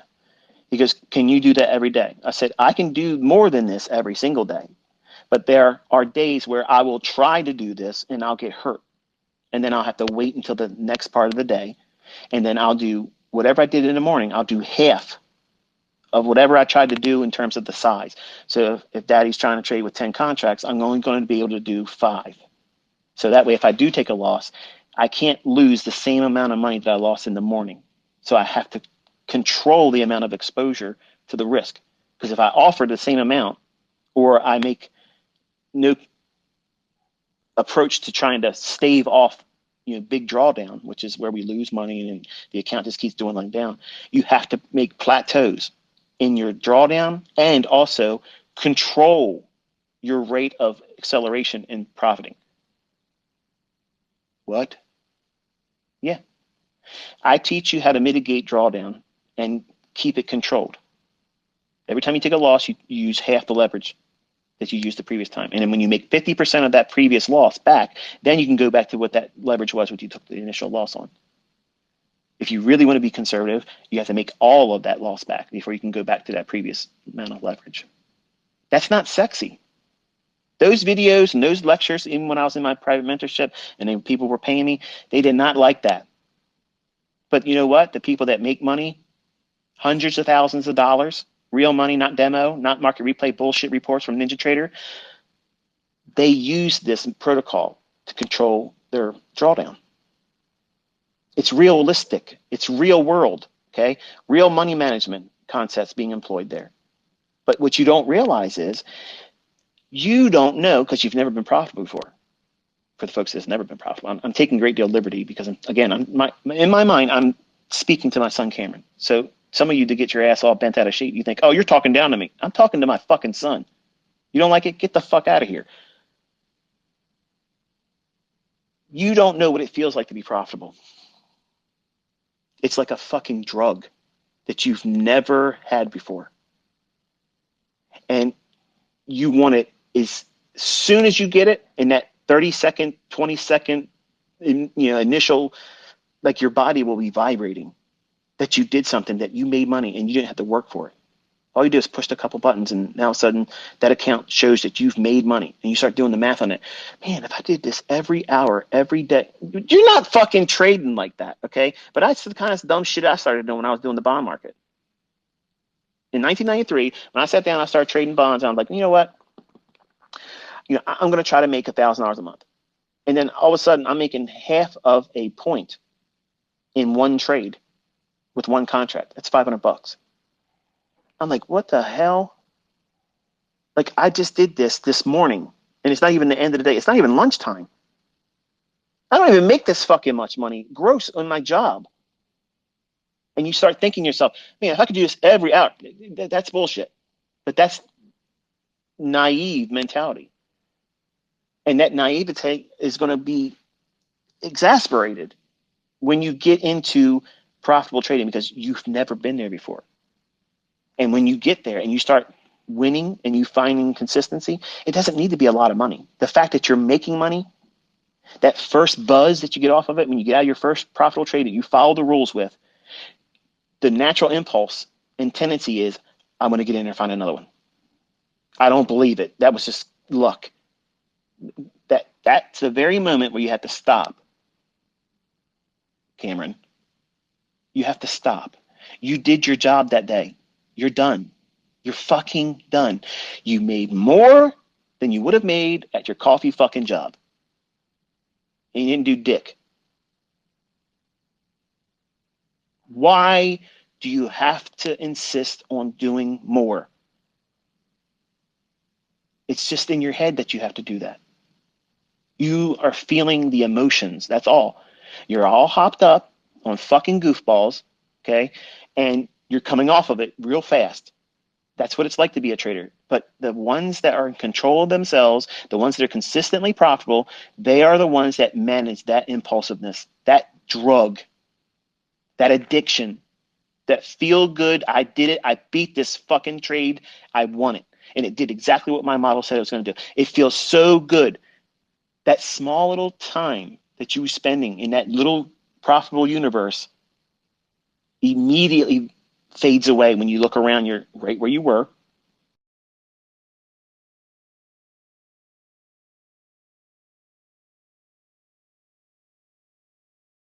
Signing back in here. Give me a heads up. Give me a 5x5 if you hear me. Any one of you, you can tweet to me. Give me a 5x5 if you hear me.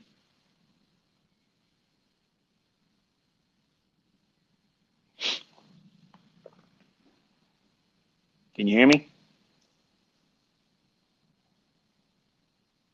Thank you very much. I'm not sure why it disconnected me, but it disconnected me.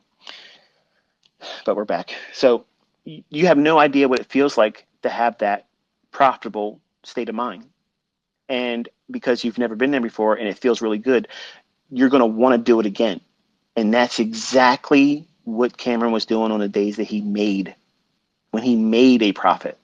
He wasn't satisfied, and he was trading with more than one mini, over leveraging. So you have to forge this discipline. You have to have this control over yourself and your emotions. And there is no book, there's no fucking mentor, there's no work at all out there. And there never will be that answers this enigma that everybody has to go through. You have to experience it. If you've never been there and you've never made a profitable trade with real money, what I'm talking to you sounds like another language you've never learned. It's not. There's no point in trying to arm wrestle it because you don't know what it feels like until you experience it. But give me a number one. Just send a tweet to me with a number one. If you, when you first had a profitable trade with a real account, the feeling that you had, it doesn't matter how much money it was, but the feeling of accomplishment, how fast that faded and you wanted to go back in again, even when you knew there was nothing in the fucking charts to make you take a trade. Because that feeling of accomplishment is what that's what you're really trading for. That can't be why you're trading. That cannot be the sole reason why you're trading. The only reason, okay, if you like to take notes while you're listening to me, this is what you're writing this down, okay? The only reason why you're trading is to make fucking money, not anything else. It's to make money. And the first rule of making that money is keeping what you have. Cameron's already proven he's an amazing drawdown artist. He's an amazing account liquidator. Amazing, much like some of you. Now, that's an accomplishment that can be changed and turned on its head. But you have to make allowances for it by changing and replacing bad habits. The first and foremost is impatience. He can only execute between 10 and 11. He can only execute between 2 and 3 o'clock. And chances of him trading London, good luck. Yeah. But the point is this. He has 2 opportunities where he can take a trade. And he's looking to take a trade with the NASDAQ. Mini, no. Micro, yes. Now, there's going to be some discrepancies. If you look at the comparison between the price delivery on the micro and the mini, they don't always deliver mark to market. And here's a little tip for you, for the folks that like to stay in these. And I don't ever like to give you the good stuff at the beginning because I don't cater to the lazy fucks. So if you compare and contrast the micro to the mini, many times you're going to find there's an S&T divergence when they run against the micro. There's always going to be some kind of exaggerated move in the micro contract versus the mini, because most people are trading the micro because they can't afford the whipsaw and volatility that the mini offers. So they think, okay, well, it's easier for me to get in here and just trade the micro. But you have to have a larger stop loss. That's why it's 20 handles. For the folks, why is it got to be such a large stop loss? You could do this, you can do that, right? But you're trading the micro, and they can be a little bit more exaggerated. So that's why I'm building in that buffer. 20 handles for a stop loss. Always. But what if you can do it? It's 20 fucking handles, okay? Why are you going to ask me? That's exactly what you're thinking right now. But what are the times when you can make it? It's a 20 handle stop loss. That's the rules. You don't want to listen to it? Go do something else. Cameron has to use a 20 handle stop loss. He's using the micro. It's a little bit more volatile when there's a major shift in price delivery. Don't take my word for it. Just compare and contrast the 1 minute chart on the micro and mini, and you'll see what I'm talking about. Okay. Sometimes you'll see that the micro makes a lower low than the mini does. And this is because it's coded that way. I know the folks don't believe there's an algorithm, but he's going to try to make 40 handles. So he's doing 2 to 1. You don't need to do the math on all this bullshit that people write these books about. Oh, you need to have this. I can make money and he can make money and you can make money with a 1-to-1 ratio. And I don't give a fuck what anybody says, okay? Because you don't know what you're doing when you first start. And these jokers that write books and courses and horse shit, they're not making profitable trades either. And here's the thing. All these are multiple setups. You have to have 5 to 1. I teach that as a thought process, and you'll see that in the core content lessons of my mentorship videos I put on my YouTube channel. Stop sending me requests to join my private mentorship because I don't do that anymore, and I put the lessons up on the YouTube channel for free. Go and fucking enjoy them. Learn from it, study it, and it is what it is. Stop paying people to learn what I've made available for free. You're getting it right from the source, and I'm ongoing teaching right here, again, for free. But the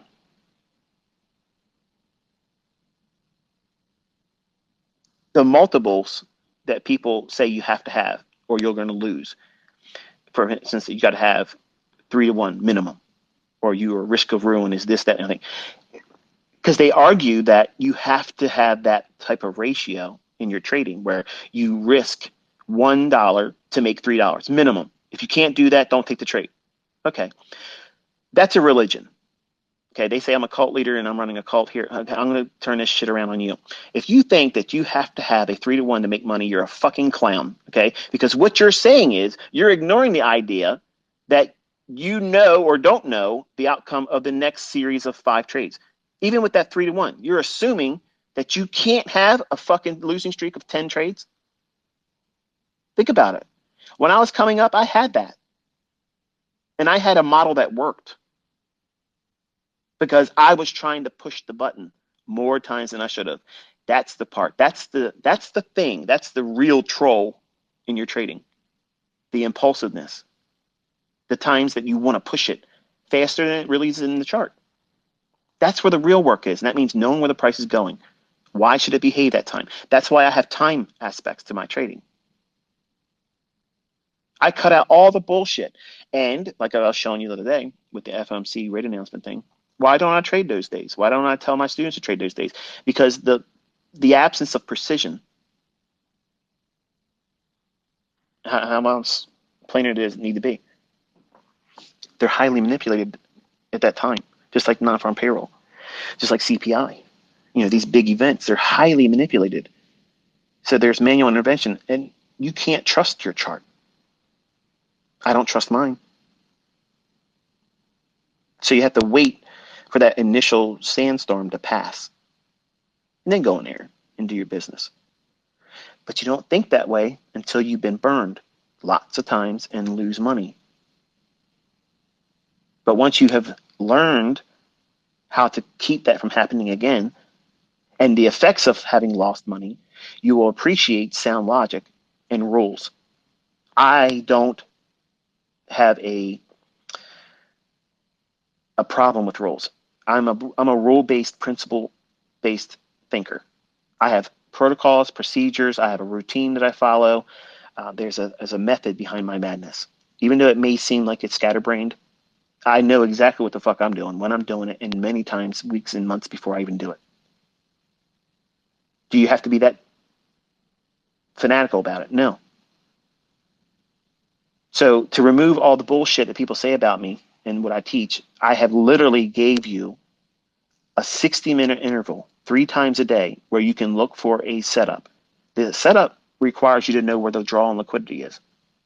You don't even need to know the bias on the day. Like, you don't need that. Just look at where we have come prior to that time. Is it more likely, because we've been going up, who's profitable? The longs. Okay. Is there a relative equal lows? Is there a singular low that hasn't been traded to yet? Because even if the day is going to be higher, they're likely to see it do what? Retrace, run some stops, and then accumulate those sell stops and go long. Smart money would be long, and then run the daily range higher, even still. Like, you don't need a bias. But to help you understand, to be principally oriented, have a rule-based idea, you should be focusing on developing a bias, because there's going to be days where you don't want to trade. You don't want to trade. And I teach you that. They're very generic days. They're not hiding from you. And when I talk about it on Twitter, oh, this is a day I'm not really excited about, or this is something I wouldn't touch. Otherwise, it's very static days. Days right before non-farm payroll, any FOMC day. Don't trade ahead of CPI, but after CPI, you can trade it. I mean, it's not rocket science. But many of you don't want to be told, don't do this. And many of you don't like to be told what to do. You come here, you listen to me talk, you talk about trading, you teach, you give things, you got students that are making real fucking money, you're showing executions that prove the concept, but you don't want to listen to the logic I share. Cameron. It doesn't make any sense to me. Like, why even fucking listen to me at all? Why? If you're not going to do anything with the information and follow the rules I'm laying down, what else are you going to do? I mean, think. The details, if you study them, you will see the method works. If you take a losing trade, guess what it does? The minimum.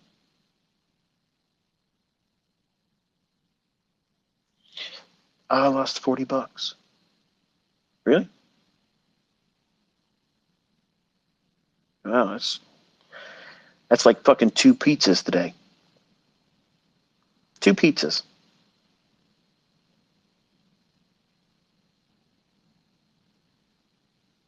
Yes, your stop loss is 5 handles to make 10 handles. This model is slated and slanted a little bit heavier towards NASDAQ trading.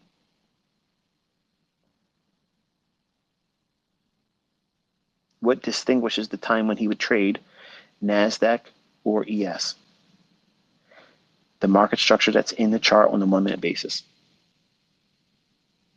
That's it. What does that mean?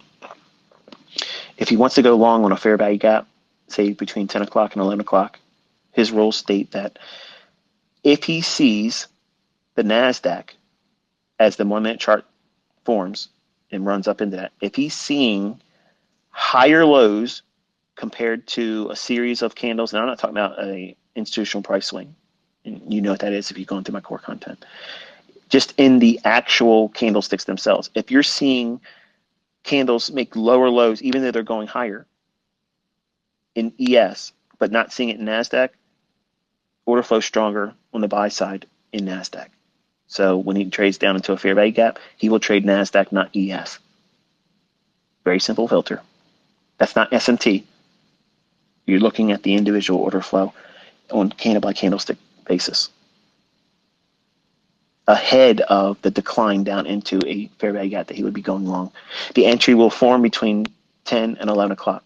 The fair value gap can exist to the left prior to 10 o'clock in the morning. Same thing applies to the 2 o'clock to 3 o'clock afternoon silver bullet.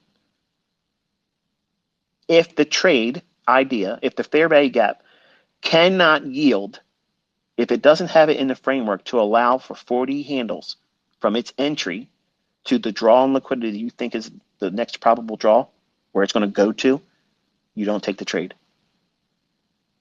Now you have no fucking excuses. You have zero excuses.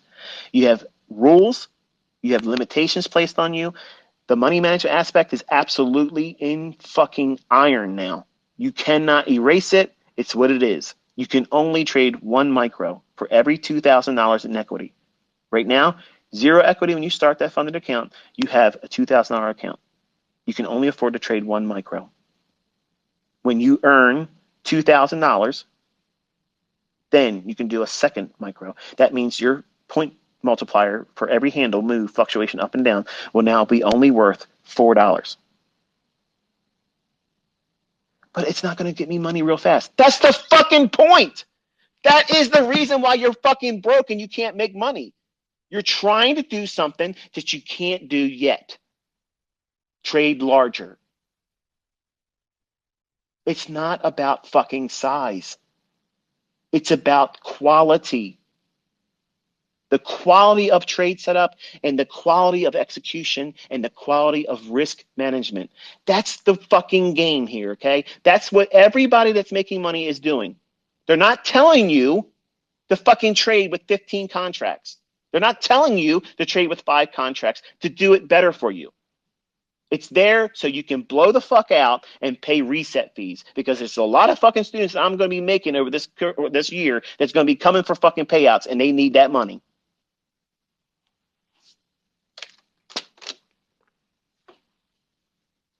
And it's every funded account company out there. I'm not slighting them for fucking making the money. Hey, that's a great model. Huge fucking potential to be profitable, because the statistics state that you're fucking 90%, you're getting paid. And then you might have this aberration once in a while where you have to pay out to somebody. Wonderful. And it's under the guise that you're helping. It's even better. But let's be real. Okay, let's call a spade a spade. This is what it is. You're paying an interest payment of 8% a month on money that doesn't exist, whether you trade or not, and capitalizing on the likelihood that most people, and I mean like 98%, don't have any financial literacy whatsoever. They don't have any risk management appreciation whatsoever, and they have zero fucking self-control. And I'm bipolar, but I'm going to tell you something right now. I'm not in there fucking doing Mickey Mouse money management. If you see me taking 6 contracts, 4 contracts in a partial entry on a pyramid, I can afford to do those types of trades.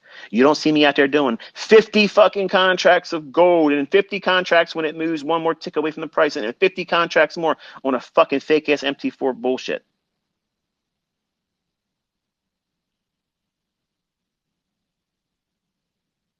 at some point, you're going to have to listen to somebody that's talking real shit, real stuff, real world stuff. Can you get rich with this model? Yes, you fucking can. But you have to start where you're starting. And you can't start thinking that you have a $50,000 account when you don't. You can't start with a $100,000 funded account thinking you have 100,000. You're not starting with 100,000. You're starting with 3,000. You have 150,000. I'm funded, baby. I'm funded with 150,000. No, you're fucking not. You have the demo of $4,500. You know what it's like with a demo account. You can trade 25 contracts. Your broker wouldn't allow it, but hey, it's fun, right?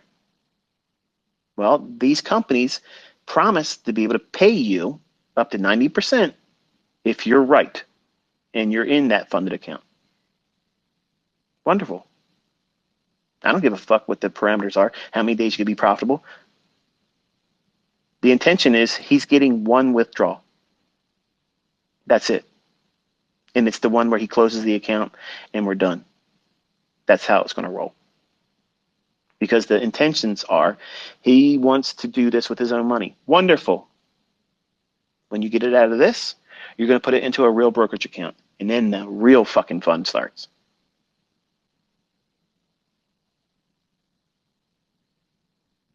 But he has less than $1,000 a month in expenses. His ends are literally less than $740 a month. That's not going to stay that way. In 4 years, it won't be that, right? When he has his girlfriend coming home from college and whatever life changes he's implemented to get himself in a more of an adult-minded, position to be with her, a more formal way. He has to put the work in, and you can't think that less than $1,000 is practical for an adult living with someone else, especially someone that's going to be a professional in the working, community as a veterinarian, assuming that she's successful at it. So maybe you didn't give it any thought, but what happens if he loses? Say he gets up to the point where he can trade now 2 micro accounts, or micro contracts rather, and he's trading with $4 per point in the NASDAQ. But then he drops below that $4,000 cushion of his initial $2,000 in the account, but only $2,000 in equity that he's made. So let's put it in perspective. It would look like this in your combine or profitable account, $52,000. As long as the $52,000 is showing on the account, he can trade 2 micro contracts. If he dips down and closes a trade, whether by stop loss or physically manually closing it, and it's below 52,000, he has to trade 1 micro until he gets back to 52,000. Then, when it gets to 54,000, he can trade with 3 micro contracts. If he drops below 54,000, he drops down to 2 micro contracts. That's the rules. But he can't. I don't give a fuck what he can and can't in your mind. I already know, as long as he listens, he will. Can't ain't even fucking part of this. I've already entered the chat. ICT is in this now. The boy's getting where he's got to get, either by a boot in his ass, or it's going to be a little bit longer duration, but he's not working the rest of his life. Okay? I'm going to see to that. He's done it wrong. Wonderful. Now he's got fucking scar tissue. If I'm going to be a good mentor, if I'm a good mentor, I'm a good dad or whatever you want to call it, he won't be working. Okay? That's how I'm looking at it. But I need him to have a mind shift. Change, where it changes the way he views things. Because in his mind, as long as he's got money to afford a new reset, he's not going to quit. At some point, how many are you going to do before you're like, this is fucking stupid? In my mind, it was way past that. Way, way, way past that.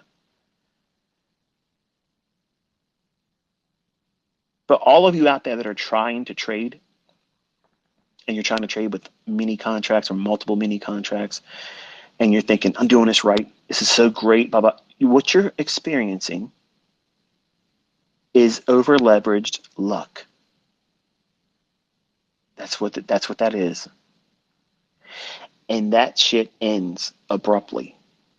And the harm that you do to yourself psychologically and emotionally when it happens, it's so hard to work through. What do I mean by that?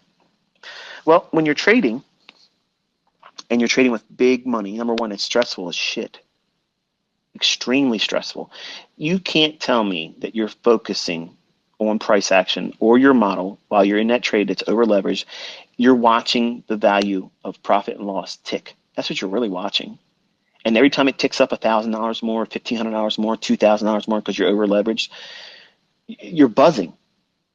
And every time it ticks against you $1,000, when it's such an insignificant fluctuation in actual price movement, you're trying to talk yourself out of closing the trade. And that's not following your model.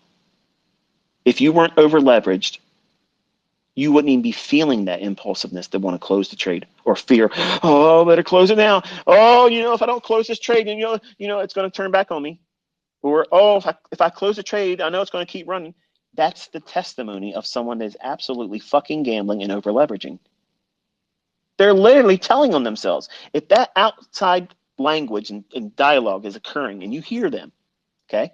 If you hear them saying it, you watch them, some of them are on YouTube doing it, when they do that, they are literally removing all fucking doubt that they're gambling, they have no fucking control of themselves, and they're over leveraged to the fucking gills. That is not a fucking sound trader. That is a gambler. That's the equivalent of the person that goes maybe once or twice a year, flies out on comps to Las Vegas and loses more money, but swears up and down they had a great fucking time. Thank you for not using any lube on me. I'll be back next year. Make sure you give me another free rental room. I'm going to come here with more money next year. Great time in Las Vegas. They say everything in Las Vegas stays in Las Vegas. That mindset needs to fucking stay there. And don't go back out there. Do something where they have the odds in your favor, because that shit ain't it. In trading, some of you are you're trading just like Las Vegas. Well, all I got to do is reset. Eventually, I'm going to get that 15 contracts and hold for a 100-point move. It's going to happen. The fuck it's going to happen. Okay, it's not going to happen because everything you're doing is going to ensure that it doesn't. You're increasing the amount of adrenaline and cortisol pulsating through your body while you're watching something with the hopes that you don't fail, when if you would have traded with the proper leverage, it doesn't fucking matter if it turns on you. You're trading the statistical probabilities of that setup forming and following suit to the rules and the model's expectations. That's what you're doing as a trader.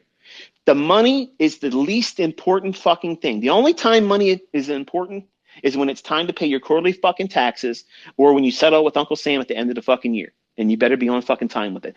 Then after that, once that part's done, then you can glory and gloat about what you fucking made. Because until that man's fucking paid, you ain't made shit. You ain't done nothing. You've done nothing. 1 week, 1 day, 1 month ain't shit. It's nothing. That's nothing. And the only way that you're going to forge the mindset that takes you out of the working class hero bullshit, everybody that's working is on the plantation. You're all fucking slaves. And I used to be a slave too. And the only way you get the fuck off that plantation is to run your own show, your own business. And this is one avenue. It doesn't mean it's going to work for everybody, but this is one bastion that still exists where you can get yourself up out of that. But you need to stop thinking, I'm going to be rich overnight. I'm going to build up $2 million or $4 fucking million in funded account challenges. And I'm going to be funded and I'm going to do this and do that. Listen, I have students that do that. Okay.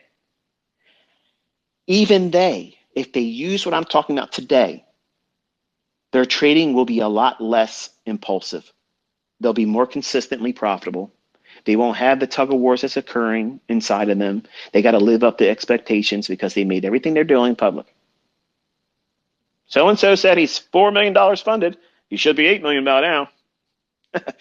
Don't do those things. You're literally making it harder than it needs to be. Trading already for a new startup, for a person that's beginning, this is one of the hardest things that exists.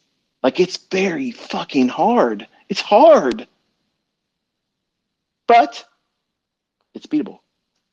And you have to do everything opposite to what you think this industry tells you should do. Try to get money real fast. Try to get rich real quick. Try to over leverage. You only make money with big positions. You can't get rich trading small. Bullshit. These are fucking people that are working 2 fucking jobs, hoping you're going to buy their bullshit online. So they don't have to fucking work their second part-time job, because they sure as fuck ain't making it in the fucking market. Where are the fucking results? Just getting a funded certificate is nothing. You can't fucking buy groceries with that. You can't fill your gas tank with it. You can't make your ends meet with that. You have to have visibility past that. And so many of you young folks are only seeing just that. And you think something magical is going to happen when you get to that funded account. You know it is. It's going to be fucking funny. Something magically happens. Your give a fuck is going to go through the fucking roof, because now you're going to be scared shitless about every trade you take. Because the combine is, oh, I'll just reset it. Now, no. Because now at the funded level, it's not just reset that bitch. It's, oh, I got to reset, get the combine done, and then go back into that funded account position all over again. And chances are, if you're learning anything from all that, is next to nothing. Because you haven't controlled yourself. You have not presented a rule-based routine, a protocol that you have to follow. And the number one thing that you have to do is remove the interest in making a lot of money fast. Everybody fucking blows it doing that. That's the surefire fucking guaranteed approach that you're going to blow your shit, blow your account, fail as a fucking trader when you're trying to push too fucking hard too fast. You're telling me some guy walks up to you every fucking week, gives you $80 3 times a fucking week. You're going to give that guy a middle finger and say, fuck you, man. Don't you ever come up to me again and give me that fucking $80. I just gave that to you here. I just told you exactly how to beat the shit out of these funded accounts. Every company out there. But it's going to take, I got to pay monthly pay. You're paying fucking bills, folks, okay? I'm fucking rich. I'm fucking loaded out the fucking ass with money. And guess what I still have every month? People holding their hands out. Yeah, you owe me $1,600 for this. You owe me $5,000 for that. You owe me fucking $6,000 for that. I got bills. I got bigger fucking bills than all of you. But I still have them. Living like this costs. More money, more problems. But bills are going to be paid. They have to get paid. Guess what? When you trade with a real brokerage account, guess what you're paying? You're paying fees and you're paying commissions. What do you think is going to happen when you start trading with a real account and you want to trade successfully and you're trading 500-600 contracts a month? Your commission bill is going to be fucking ridiculous if you just simply focus on that. Oh, I can't do this. This is cutting into my own my P&L. Of course it is. But if you learn how to fucking trade, it won't matter. You'll outpace all that stuff. That's the whole point of me teaching you. I teach and have taught how to outpace inflation. I teach and I have taught students how to make money. And you have seen them. You have seen them come forward with their evidence, their proof. You are next. Stop worrying about the next student that's going to be interviewed by me. You are the one. You're the fucking next one. You're it. But you want to turn this into a fucking spectacle where I want to entertain myself and watch vicariously from afar. I want to see what everybody else is doing because I'm too chicken shit to get out there and do what's required to do it myself. And the whole time, you're working with fucking Carl. Come Monday, you're doing the same fucking shit, making the same Mickey Mouse fucking wages and never changing shit because you're too fucking stubborn. You're too fucking stubborn. You don't want to listen. You don't want to listen. And what have you shown for yourself by doing that? Square one, baby. You're still there. It's time to pull up the tent stakes, Pack the fucking tent, move on down the road and pitch a tent further, closer towards your fucking goals. That coffee shop fucking job, that is a fucking embarrassment. You should look at that and say, you know what? I'm 18 now. I'm making a change. I'm going to do this. I'm not going to do that. Dad said do this, and Dad said don't do that. I'm going to stay in those lines. I want to be able to say, Dad, it worked, or if it didn't work, Dad, you didn't do it right, and I failed because you told me to do this. That's exactly what I gave him. I gave him that fucking power. He personally doesn't fail. I do. So where's the fucking complication here? None. It's all on me. I'm 50 years old, about to be 51, 2 weeks. Spinal compression injuries, but my back is strong enough. I can carry all of you. Okay? I can carry all of you. But you have to listen. You have to fucking listen. If you don't listen, if you don't have these rule-based ideas, controlling expectations, how fast you make money can ruin you. Meteoric rises in equity increases absolutely can fucking crush you. What the hell did you just say? Yep.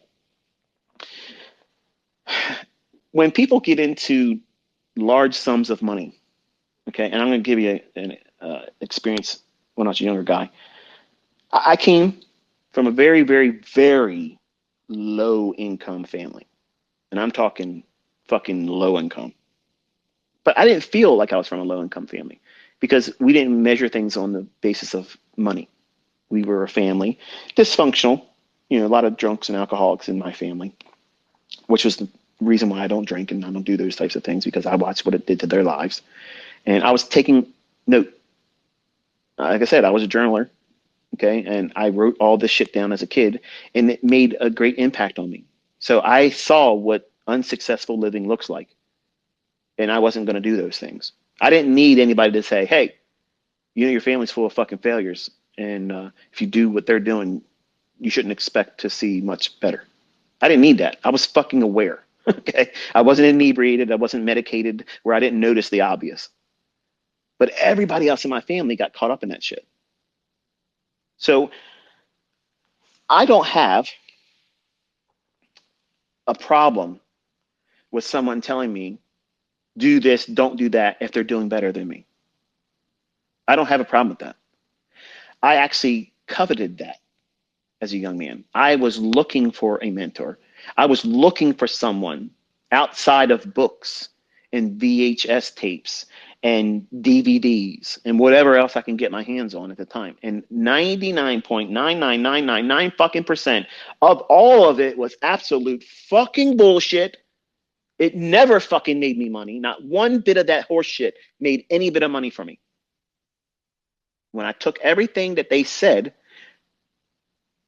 inverted it, and looked for specific times of the day where they would capitalize on that bullshit. Well, out comes Inner Circle Trader. Here I am. But I'm from a modest upbringing. I wasn't born with a silver spoon up my ass. But I appreciate risk. I am aware of what can be lost in a trade, more so than I'm trying to make. And when you look at viewerships of a specific person or a company or some kind of entity that is a trading expert or whatever it is, everybody has a hive mentality. They have a team mentality, okay? So our community gets a lot of flack because, number one, I like in these presentations where I'm unorthodox and animated sometimes and dramatic in other times and just basically unstable. I don't give a fuck what anybody's opinion of me is, because I'll beat the shit out of them in the fucking market. I'll trade outside their fucking ass and literally run circles around them. That's why nobody's fucking doing shit, and we're still here, and we're closing the year, and nobody actually fucking did it. Fuck you, Vinny. Your bullshit wasn't really there, and if I'm still waiting, let's go, baby, because I can still kick your fucking ass by the end of this fucking year. Let's bring it. But back to our regularly scheduled program. You have to have these rule-based ideas. You have to have them, because if you have them, it removes all doubts about what it is you should be focusing on. How much money should you be risking? What happens if I have a loss? Nothing. You just take a loss. It was a tax. That's all it is.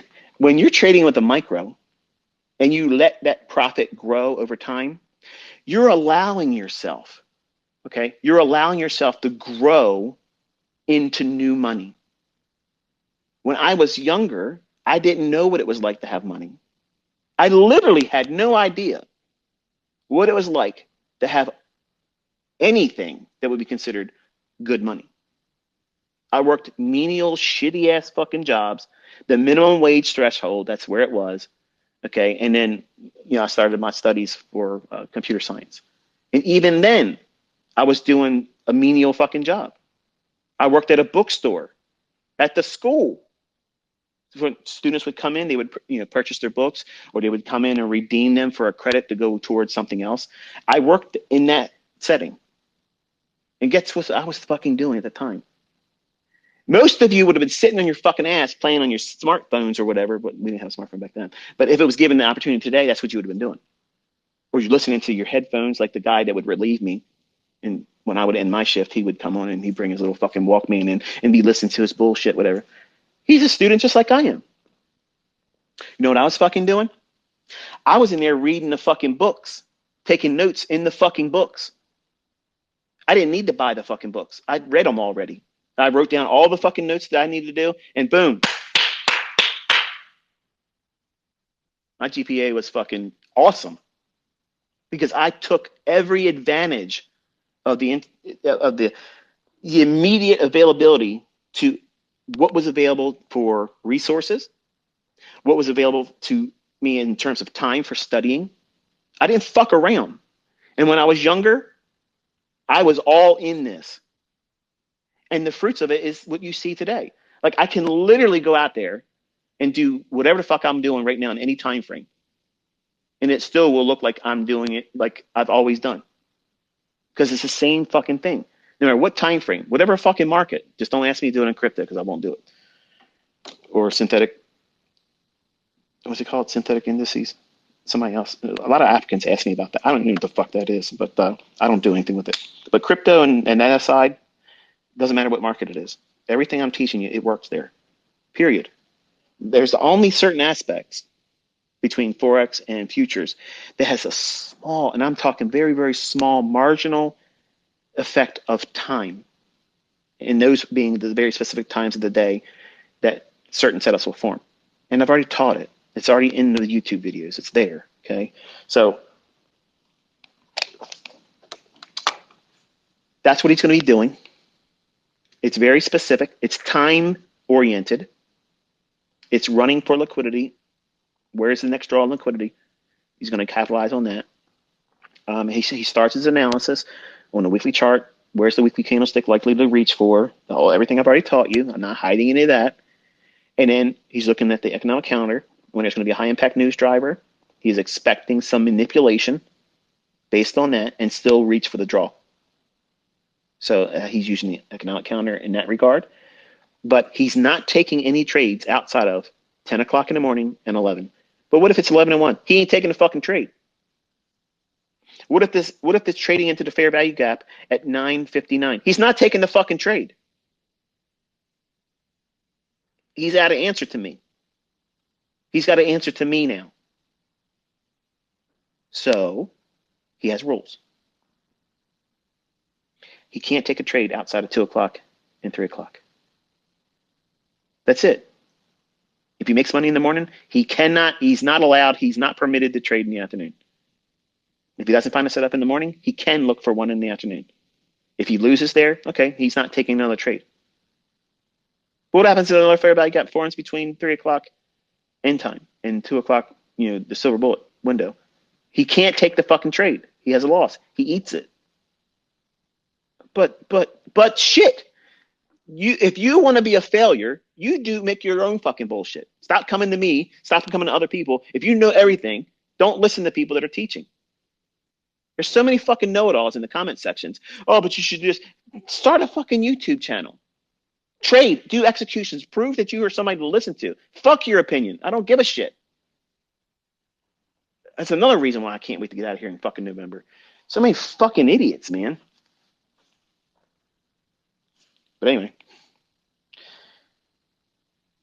I covered a lot of stuff that many of you probably heard before, but I gave you a very specific element of controlling risk.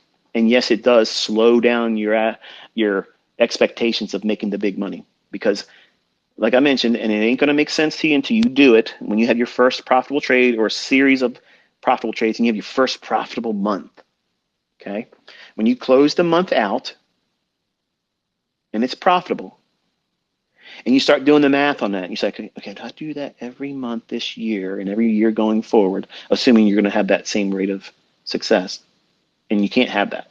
Don't expect that in your mindset, you're going to do this every month. Don't do that.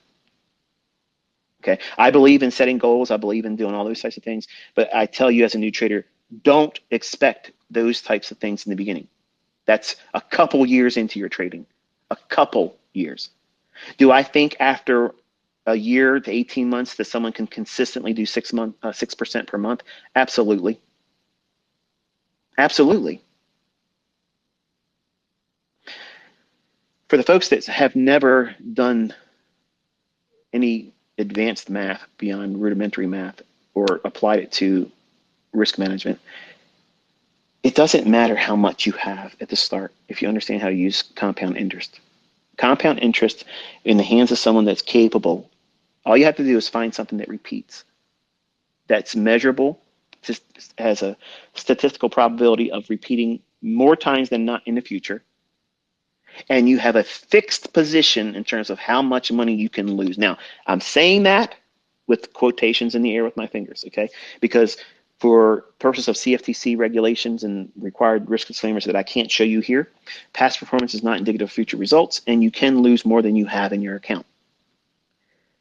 Putting that aside, because that's reality, you're opening yourself up to risk by having that specific number of handles of stop loss. In my son's case, I told him his model needs to be 20 handles. That allows for a lot of wiggle room. On a 1 minute chart, it gives you a lot of wiggle room. Because if your setup's really there, it's not going to fuck around and go against you when the fair value gets traded into. It's not going to rip through that bitch 20 handles and still go the other direction. That's not happening. Okay? That's not happening. And you only have one chance.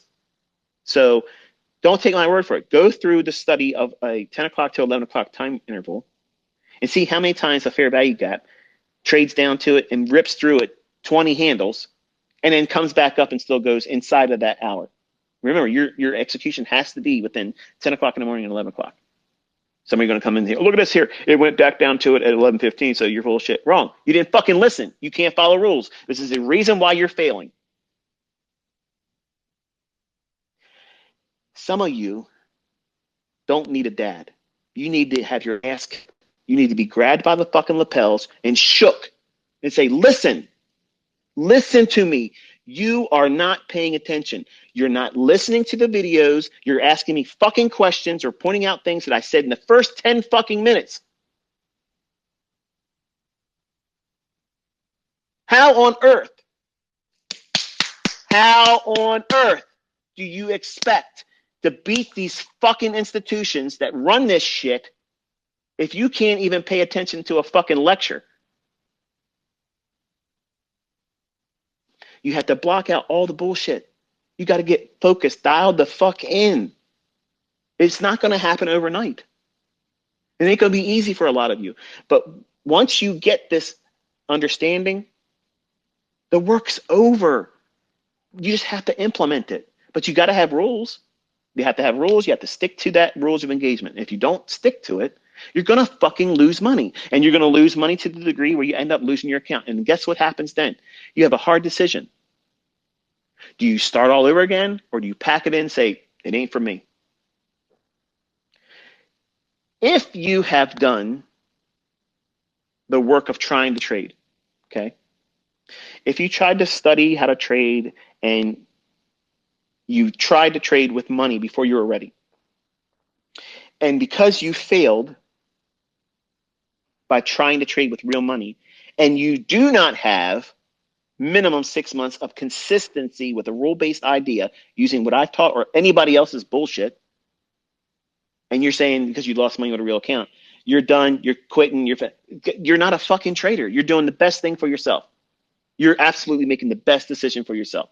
But if you have 6 months of real data where you followed a rule-based idea, you were managing risk, you're not in there fucking playing cowboy, maximum leverage and trying to see what happens. Because when you do that maximum leverage shit, number one, you can't do that consistently with live funds and expect to survive it. You can't. Nobody can fucking do that as a new trader. You can't do it. You're not going to be the person that does it, okay? And trust me when I'm telling you that with love and sincerity. I'm not trying to tell you you're fucking stupid or a moron. I'm saying that you literally are not equipped to do that. Because if you've never made money with maximum leverage and you've never seen that kind of profit come into your hands, it literally causes you to go fucking stupid, like crazy. Like you think you see everything in a chart now, and your impulsiveness, and because you're hopped up.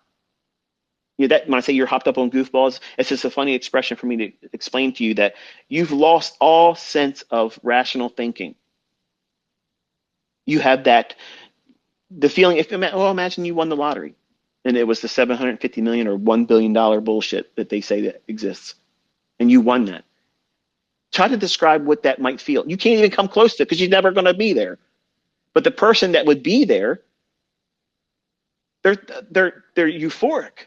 They're out of their fucking mind. And that feeling, because you've never been there before, will make you think that you are better than you really are, and you're going to go in there and do the same thing again when there ain't a setup. Somebody with a rule-based idea, a rule-based protocol to trading and assuming risk and managing that risk appropriately will say, I've done my executions, I've entered and ended the trade, I'm done. My rules say I can only do one setup. I don't give a fuck how much it runs. There's going to be all the people out there, oh, but ICT saying you shouldn't do this and so. Listen, for the fucking people that say that shit, come forward with your fucking results. Okay? Come forward with your fucking results, because nobody's got time for your Mickey Mouse fucking opinions. I sure as fucking don't have the time for it. I got till November. I'm looking at my fucking watch here. We ain't got much fucking time. Bring your shit. Bring your fucking shit or remain silent, because I'm done. I'm fucking done. I stayed a year longer on this fucking application on Twitter, longer than I wanted to be. Bullshit. It's fucking bullshit. You want to learn how to make money? Fine. Show up, roll your fucking sleeves up, take notes, and listen. Do everything I say to do, and don't do the things I say not to do. Expect it to take a minimum of a year. Minimum. Because there's things that you have to practice. There's things that you have to look forward to and see if they pan out. If they don't pan out, what does that make you feel like as a trader? What does it give you in terms of impulsiveness? Does it make you feel like you got to do something to fix that problem? Do you feel uncomfortable about being wrong? Those are things that people don't realize until they go through it. But they put blinders on and say, fuck it, that doesn't really exist. I need to go into the next trade and over leverage. I need to refund my fucking shit. I got to reset my stuff. I got to go ahead and make the world believe I'm a good fucking trader. I got to show my stuff on the internet. I got to do a MyFX book because nobody believes that I'm making profits. Nobody gives a fuck if you're making profits. Nobody gives a fuck. Nobody cares. Nobody gives a fuck that I'm making money. Nobody gives a shit. Why are you worrying about fucking shit that doesn't make any more fucking money for you? But you're increasing your fucking concern about shit that's going to have more negative impact than it's going to help you positively. I don't understand how many fucking people can have their head so far up their own ass that they can't see that that's counterproductive. You'll do all that extracurricular bullshit that's going to hold you back and distract you from actually doing the work than simply doing 25% of the effort you're doing to do everything opposed to following instructions and then finding the success that you say doesn't fucking exist. It's asinine. I don't understand. I don't understand why so many fucking people drag their feet. It's for free. It's fucking proven it fucking works. It's proof. Come on. Seriously, why the fuck are you waiting around? Get in there and start. Don't tinker with the fucking rules. Don't bring your bullshit. GAN is not part of this fucking discussion.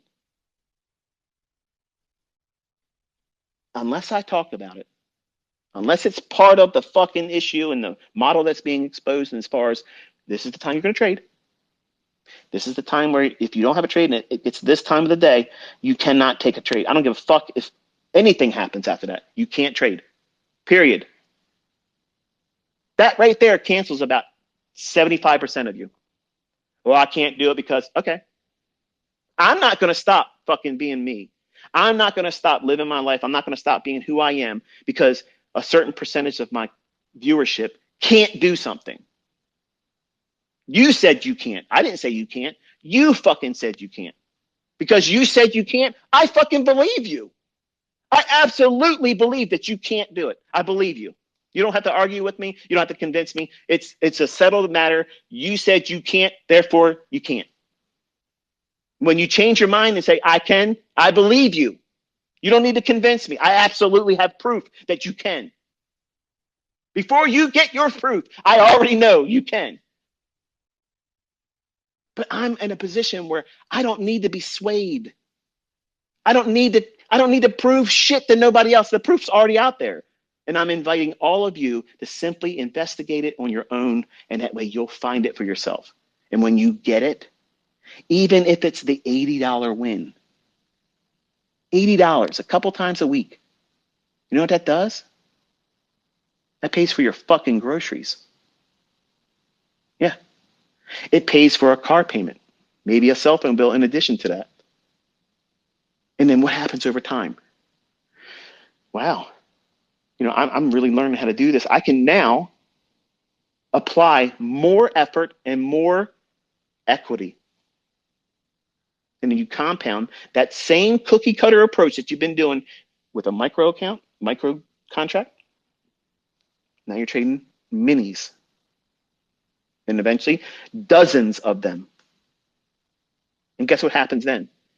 Your frequency of trading drops. What did you say? Wait a minute, I'm already got my calculator here, and I'm doing 50 contracts of NASDAQ at this, and I'm trying to do it Monday through Friday. And this motherfucker just came out and said, trade less. Trade less? Man, what is this guy on? I'm on the reality tip. Because when you start making 5 figures a week, why the fuck are you going to push it? Live your life. Live it.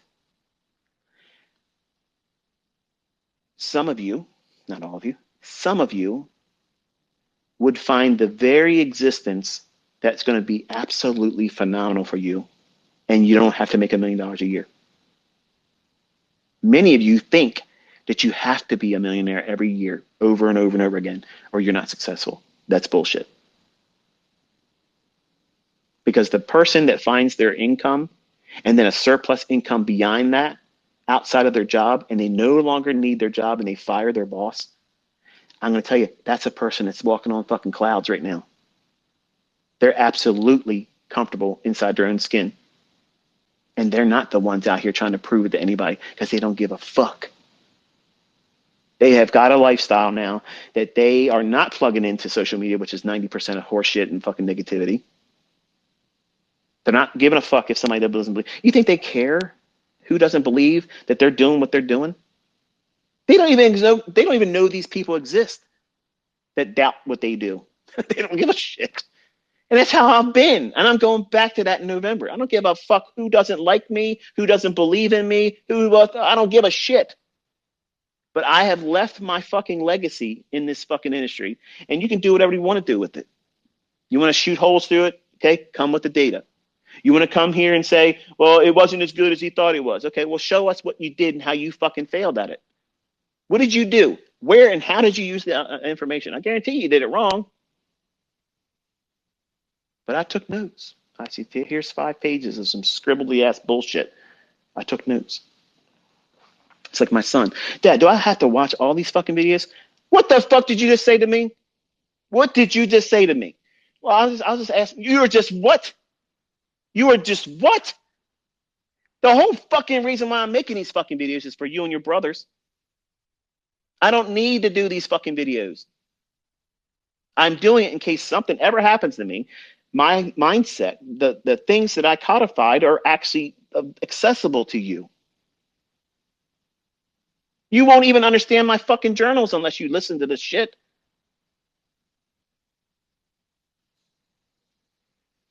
So it's in the youth. It's not, my son's not even exempt from it. It's just everybody wants it easy. And truth be told, if I believed that it was an easier way, you know, when I was younger, because I already knew it was going to be hard. Like I knew it was going to be hard. And that's why I said, I'm going to give myself 20 years. I'm going to give myself 20 years because it's going to take a long time, making money, lose money, and I'm going to probably mess it up here and there. And I just think that if I get to when I'm 40 and I have $1 million in the bank, I'm set.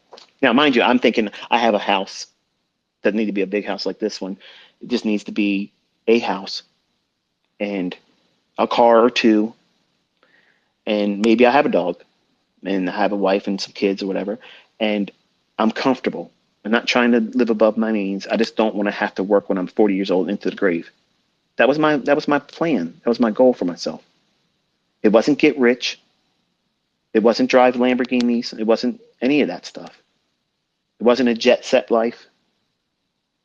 It was just being able to do whatever I wanted to do when I wanted to do it and not have to worry about, am I going to be able to make my bills if I spend that money? Because I didn't come from rich. I didn't come from that.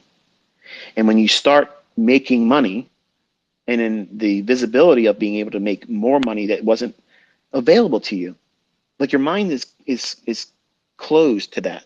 As much as you want to say, I can see myself, you're saying you would like that, but you can't really see it. Because if you can see it, if you really could see it, nothing's holding you fucking back.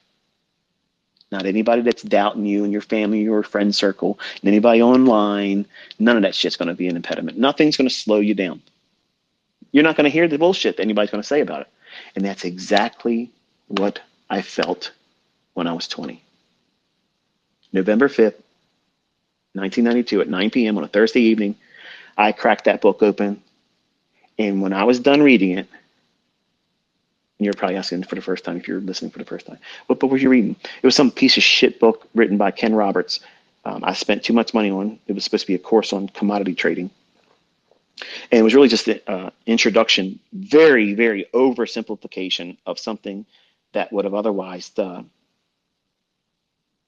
been useless to anyone. But some people have made money with it. And it was just one of those things where they got lucky. It was a big move. And he taught long-term daily chart trading where you hold on to a position for weeks and maybe a couple months, which that doesn't fit me. But when I finished that book, I had a new appreciation for money, number one. And two, it gave me an exit. Because at that moment, I was thinking, I really want to be able to use my education and be a systems analyst and basically work with programmers and work for companies that they have a function they need done, and work with an IT group and say, okay, this is what they need, and we got to go through and make this for this company. So that was what I wanted to do, and I no longer wanted to do that. November 5th, 1992, at 11:30, I was literally excited about something I barely knew anything about. And how many times my uncle brought it up when I was a younger teenager. I was 14, 15, 16 years old every Sunday. Richest people in the world trade futures and options, Michael. Like I was being conditioned. I was being primed. So I know the Lord had this for me. Like he had every intentions of me being who I am. The failures I've had is where I've allowed my instabilities, somebody that's bipolar, I don't always come across in an articulate manner. Sometimes I use language that isn't very, well, easy on the ears. And I'll swing from one way or the other. But there's no denying that what he's laid in my hands is absolutely the closest thing to a holy grail than there's ever been. The problem is you're going to want to use it more times than you should. It's kind of like when you're a teenager and you discovered sex for the first time. Man, that was great. Let's do it again. Let's do it again. Let's do it again. And some of you men still feel that way. Maybe the ladies too, but you have to have a time and place to do it. And you have to be able to use protection Okay. Otherwise, you're going to multiply losing trades, and nobody wants a lot of unwanted children that the broken family will many times victimize. And I was from a fractured family. So I grew up in this world with a chip on my shoulder. I wanted to prove that even though my parents didn't want anything to do with me, I'm going to make them regret that. Even still today, they don't give a fuck. Like you would think, hey, Michael, this is crazy what you were able to do. Wow. Not one thing like that, nothing like that. But they both had their hand out for money though. My son has the best, the best fucking cheerleader he would ever fucking have. Because I've been where all of you are and less than. I've been homeless. I was sleeping in a Mustang with my oldest son, laying in the front seat, no car seat. I was broke. Broke. Yeah. Filed bankruptcy in 1998 just to fucking go into a courtroom to tell his mother, I don't have any money. That's the extent I was willing to go. My son, who this whole presentation was about and circled around, doesn't have that problem. He has someone that is absolutely available all the time, wants to absolutely spend every waking fucking minute building him up. I don't know any of you. And Alex, by the way, I have no availability to go to Miami. I appreciate your invite. I did get your email, but I'm also reminding everyone I am not trying to be a celebrity. I don't want to go on people's shows. I don't want to. I had people calling me literally wanting to be on talk shows. I don't want to be on any of that stuff. I don't want to be none of that stuff. I don't want to be a celebrity. If I wanted that shit, I wouldn't be leaving in November. I'm anticipating with a great deal of excitement my leaving of social media in November. So I want you to understand it's not a knock against you, Alex. I'm very proud of what you've been able to do, but I don't want to be in that setting. I'm uncomfortable with it. I don't want to have that type of climate around me, and I'll be watching whatever you do, and with a great deal of pride in what you've been able to accomplish. But I don't want to. I don't want to waste more time away from my kids because I have a little bit of interest in the trading aspect on two of them right now. And because of that, my youngest is now asking me questions. So he spent time with me in 3 days and we were watching price and he actually watched me live trade it. Real money, by the way, not demo. So that inspired him. So I really want to take the advantages of not having all of this time invested in all of you, which I have absolutely enjoyed. I've loved it. I've loved being able to share this with you. I've loved the time spent with all of you. I've loved to see the results that some of you actually went out and did what I told you to do. And you're amazing, amazing results. A lot of you are still shy, and I'm sure once I'm gone, there'll be a void there where people will say, well, this is where I'm coming out, and I'm going to show everybody this, and this is what I've done. And that's great. I'll watch you. I'm going to cheerlead you from afar. But I don't even know you. And look what I'm willing to do for you. How much more do you think I'm going to do for my own kids? I have been wanting this my entire adult life, and I have it now. And some of you are literally writing me fucking emails telling me I'm selfish, I'm ignorant because I'm not willing to still teach. I'm not doing some secret fucking paid mentorship. You know what I'm doing? I'm investing my time, energy, and whatever the Lord gives me into my children. I have already left you more than enough. But now I have exactly what I've been waiting for. My own children have an interest in doing this. I would hate to waste that opportunity. Look back and say, you know what? I spent too many times doing several hours on a Twitter space where most of you didn't even appreciate the fucking time I'm investing in all of you. This is being recorded like this because that way it's not like a conversation when you have with your kid. Remember the last time you had a conversation with your parents and they were trying to tell you what you should and shouldn't do? You probably heard every ninth word in the conversation and everything else you fucking phased out. He's not going to be able to have that with this. This is the conversation. He knows exactly what I said. There was nothing hidden. When he says, but you didn't say, oh, I fucking said it, son. Let me play it back for you. Okay. Here's where it happened. There's no excuse. Okay. And if something ever happens to me, he can go back in time and say, you know, this is the day dad laid it out for me. And he let everybody else hear it. And while some of you think that this is something that, you know, I shouldn't do, you know, I get on here and talk about my kids, or I talk about, you know, whatever happens in my personal life. I don't sit down and aim to bring all that stuff out, but because I just don't have a filter, it just comes out. And I don't care if it offends you or if it feels like it's wasting your time, because I don't give a fuck. Okay. I don't care. I'm doing what I have to do while I'm doing it. And this is the best way I can do it. I can't do it better. I don't know how to do it better. I'm not capable of doing it better. So therefore, this is the way it is. And if you don't like it, if it doesn't resonate with you, I'm sorry. It's not like I didn't try. I have tried for years to help all of you. And if it didn't work for you, you know, I will hope you find something else that works. You know, if trading has bit you, I know what it feels like to have that. And you just can't leave it. You know, in the first couple of years of my existence as a trader, I was just like that. It was like a toxic relationship I couldn't let go of. But when you finally go through marriage counseling with yourself and you fix all the problems that you have, that's what happened for me. I was the one holding it all back. You know, it was me. Over leveraging, over trading, trying to find setups that really wasn't there, forcing my will in the trade, taking my external desires of either depression or embarrassment because my first wife left me for an older man.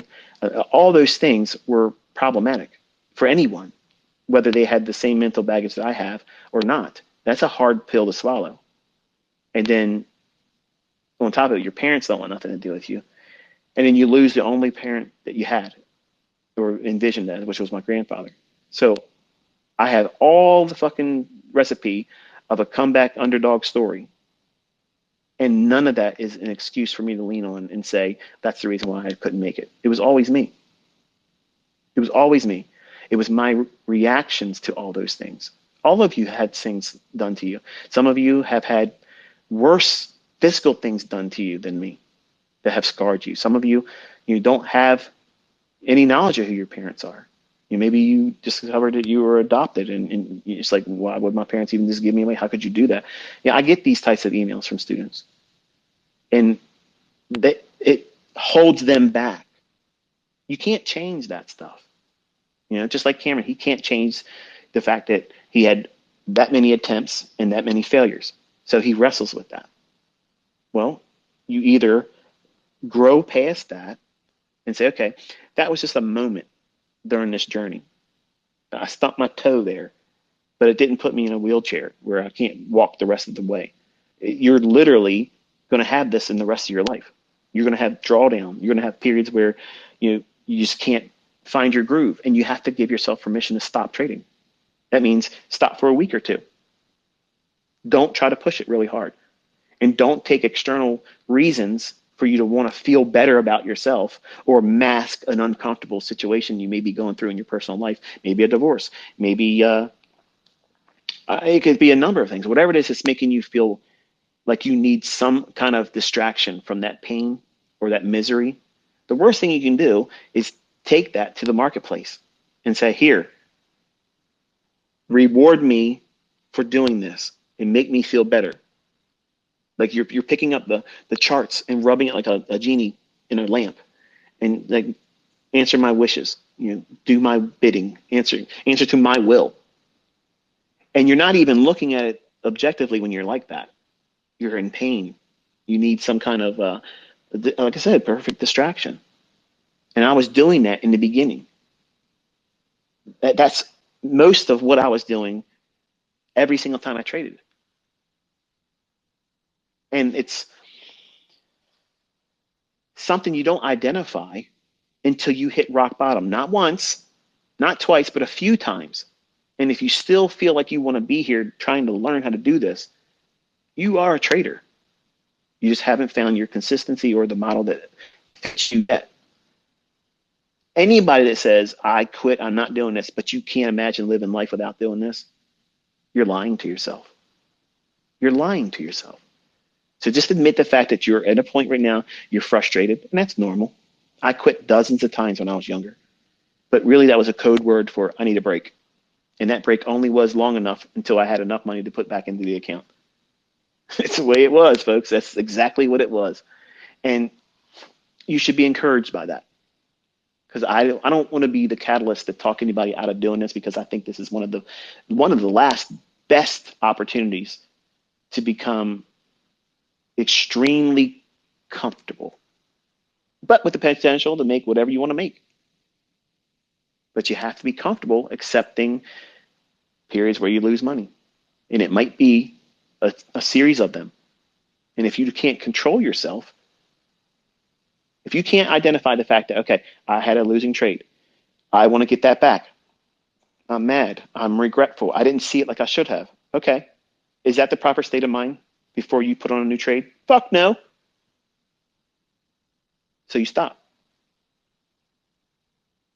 That's why these rules are here for him, because he couldn't. And then when he would get mad, just putting the trade on just to see what would happen, and then ready to take the credit if he was right, like he did something. You ever been there before? Because that sounded like something I did when I was younger too. That's gambling. That is gambling. And I don't promote gambling. I don't promote that gambler's mindset. There has to be a reason for you to take that trade. If there isn't a sound reason to take that trade or stay in it, there's no reason for your stop loss to get hit. If everything in that chart is saying that it's not going to pan out, it's definitely, you're wrong, concede and say, okay, I'm done. And don't go back in for that day, no matter what happens. The learning experience that you get without losing money is astronomical. And the times that you do that and you were right because it goes the other direction, that is a learning experience that is so powerful that no book, no video course, no example of me doing it in front of you doesn't have the same impact. You learn by doing. And experience is going to be your best mentor. The only thing I've been is a conduit to say, hey, here's a language. Look at the charts. This is what it's telling you. Do you understand what it's speaking to you and saying, hey, this is what I'm trying to do? Are you ready? Because if you're not, I don't give a shit. I'm still going. And if you weren't ready, you just wait for the next one. Like in the beginning, you're new and you feel like that was the only fucking trade I'm ever going to have. Why did I miss that? That's infancy talking. That's like a baby, a child, when you take their toy from them to make them get up in the chair to eat dinner, and they can have the toy back and they're done eating, but they don't want to do that. They want to have it their way. It's infancy. That's all it is. And I'm not talking down to you because I know exactly what that felt like for me. You want to have it your way on your timing. And guess what? The market says, I don't give a fuck what you want. And what time I'm going to do it, it's my time, not yours. You better be here when I'm doing it. That's how it is. So to remove all the ambiguity, all the guesswork, he has a start time. He has to be in front of his computer at 9:45 or on his phone checking it at 9:45. He has to be on duty until 10:59. Because at 11 o'clock, his shift is over. Now, if he's in a trade and it's going past 11 o'clock, he hasn't hit his target, he still holds it. But the initial entry, that execution has to happen between 10 o'clock in the morning to 11 o'clock. At 11 o'clock, to me, I don't want him to take that trade. But at 10:59, he can. But why would you have the rule like that? Because that's how strict I am. I want him only on that time. I don't want him looking at anything past 11 o'clock. That tells you I have pressed on you the importance of that hour. There's something going on in that hour that I can't tell you, but this pattern, this model, this approach to trading capitalizes on it. And this is the closest fucking thing I could get you to it without telling it and getting myself in trouble. And it's the same thing is happening at 2 o'clock to 3 o'clock in the afternoon. And it's the same fucking thing that's happening at 3 o'clock in the morning and 4 o'clock in the morning, New York local time. It's algorithmic. It's doing something it was going to do regardless of how many people buy and sell, period. End of story. That's all I'm going to say about it.